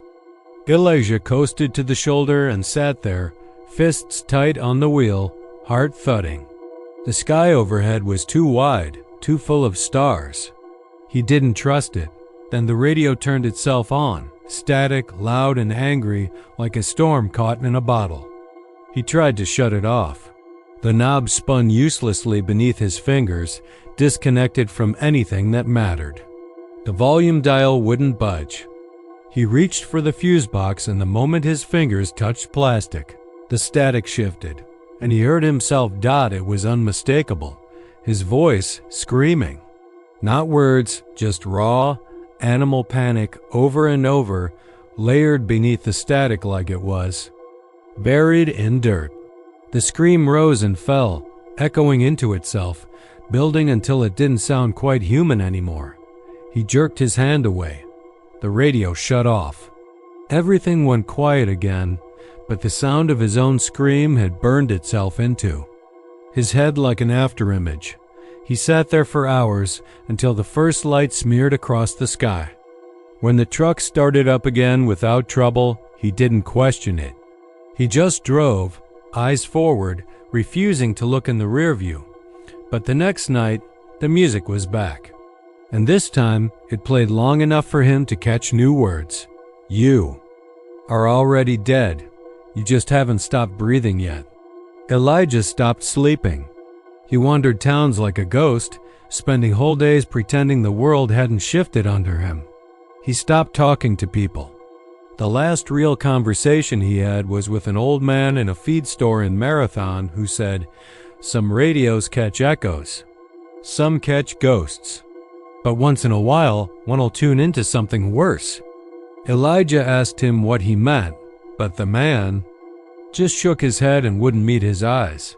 That night, the song played backwards. It sounded like the tape of a funeral dragged through mud. A chorus of laughter-sick, broken laughter bubbled up from underneath it. And then, again, the scream. Louder this time. Angrier. And then a new voice joined in, one that sounded like Elijah but wasn't him. It was calmer, mocking. "I see you now." The windows of the camper went black, like the world outside had been swallowed. Elijah stumbled out, barefoot, into the desert dust. The stars were gone. The wind had stopped. And from inside the camper, the gospel still played. He left everything behind that night, walked 22 miles to a ranger station with bleeding feet, mumbling something about the music that comes from nowhere. The rangers took him to a clinic in Presidio, and from there to a psych ward in El Paso. He didn't fight it. He just asked one thing: "Don't let me hear the radio." The doctors chalked it up to grief, sleep deprivation, sunstroke. They kept him sedated, monitored. The nightmares never stopped, though. Nurses said he screamed himself hoarse some nights, begging them to change the station. 6 months later, after a mostly silent stay, Elijah hung himself with an extension cord in the facility's maintenance closet. Left no note. Nothing but a drawing scratched into the wall with a screw, an old radio with the frequency dial turned. All the way to the right, past the numbers, into blank space. The camper was never recovered. But sometimes, out near Big Bend, just before dawn, truckers passing through swear they catch a flicker of something in their speakers' music that shouldn't exist, voices that sound too real, and the scream buried so deep in the static it feels like it's coming from inside your own skull. East Texas is a place that seems made for stories people whisper at night. The piney woods stretch for miles, tall loblolly pines swing with secrets. The land's thick with underbrush and shaded dirt roads that veer off from highways like veins branching from a dying heart. That's where the Lehmans were driving the night they saw the lights. They had taken a back route to their cabin near Caddo Lake, avoiding the interstate. More scenic, Helen had said. Quieter, peaceful. It was near 11, and the two kids, Josh, Thurton, and Annie, 8, had fallen asleep in the back seat. The only sounds were the low hum of the tires on old asphalt and the occasional chirp of cicadas through the cracked windows. The air smelled faintly of pine sap and the kind of damp earth you only find out here, where the woods stretched deeper than people dare to walk. Ben was driving, Helen riding shotgun with a map across her lap. The GPS had dropped off 10 miles ago. "I think we missed County Road 173, she said, squinting at the paper. "It should have curved south by now," Ben grunted. "Pretty sure we're still on track." That was when Helen saw them. "Stop the car." Ben hit the brakes, and the tires crunched to a slow roll over gravel. She pointed through the windshield, past the pines. "There, look." About 20 yards into the forest, beyond the first row of trees, lights hung in the air. At first glance, Ben thought they were fireflies. But fireflies flicker. These didn't. They hovered still. Two steady soft blue and green glows scattered between the high branches like lanterns caught in invisible hands. They didn't pulse or move, just floated. Ben rolled the car to the side of the road and put it in park. The headlights cut a wedge through the trees, but it couldn't reach the lights. They sat just out of the beam, as if intentionally avoiding it. Josh stirred in the back seat. "What's going on?" Helen didn't answer, already opening her door. "Hey, don't," Ben said, grabbing her arm. But she shook free and stepped out. She stood on the edge of the road, gazing into the woods with her arms wrapped around her chest. The air outside was thick and motionless. No wind, no insects, no sound at all. Josh leaned forward. "Are those drones?" Ben opened his door, stepping out to join Helen. "Maybe. Some kid's playing a prank or something. There's no house around for miles," Helen said quietly. "No roads going in. Who would fly drones way out here?" Ben didn't answer. He was listening to the sudden, absolute silence. No crickets. No rustling. Even the frogs that had been croaking somewhere in a distant creek had stopped. The woods weren't just quiet, they were waiting. And then came the knock. A single, sharp rap against the rear window on the passenger side. From inside the trees, Helen jumped. Ben spun around toward the car. Josh was up now, wide-eyed, looking toward the back window. Annie stirred but didn't wake. Ben took a step forward and saw nothing but the car's silhouette and the edge of the woods. Another knock, this time softer and lower. Ben moved fast, walking backward to the car while scanning the tree line. "Everyone in the car," he said. "Helen, get back inside." She hesitated, staring into the darkness. Then she obeyed. He climbed in, slammed the door, locked all four. "Dad, what was that?" Josh whispered, breath hitching. Ben didn't answer. He turned off the headlights. Pitch black. The lights in the trees brightened. Only a little, but it was enough. They glowed now like small eyes, unblinking, watching. Then they began to move.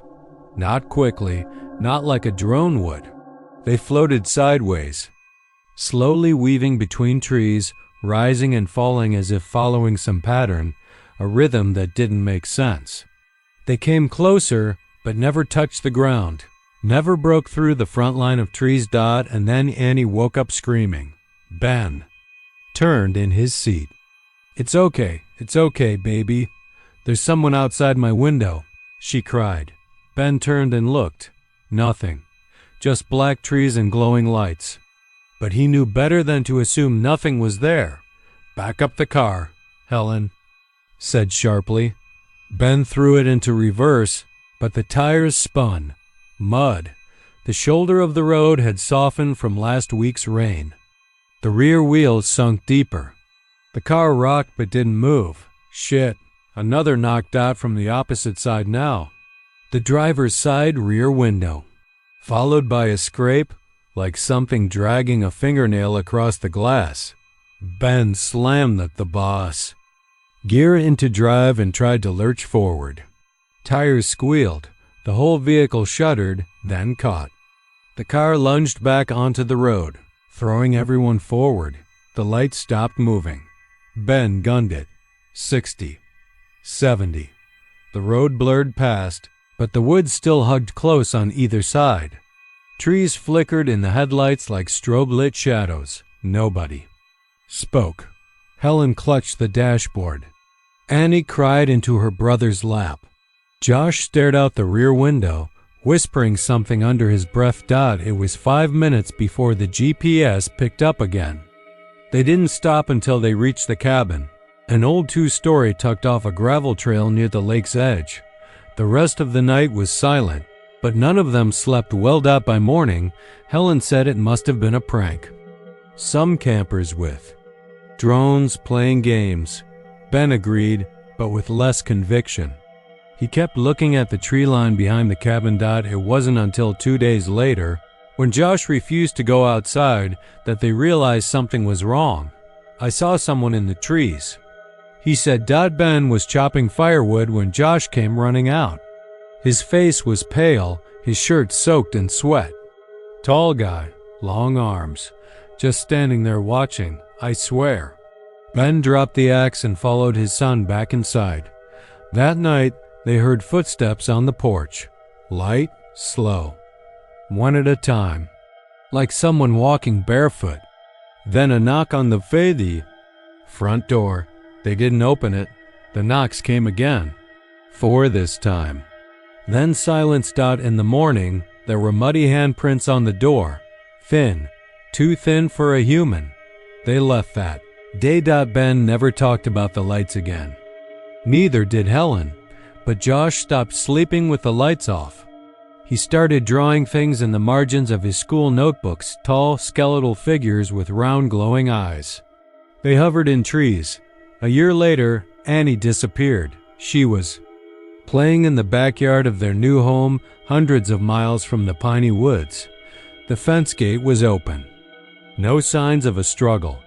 Just small footprints leading into the trees beyond the house.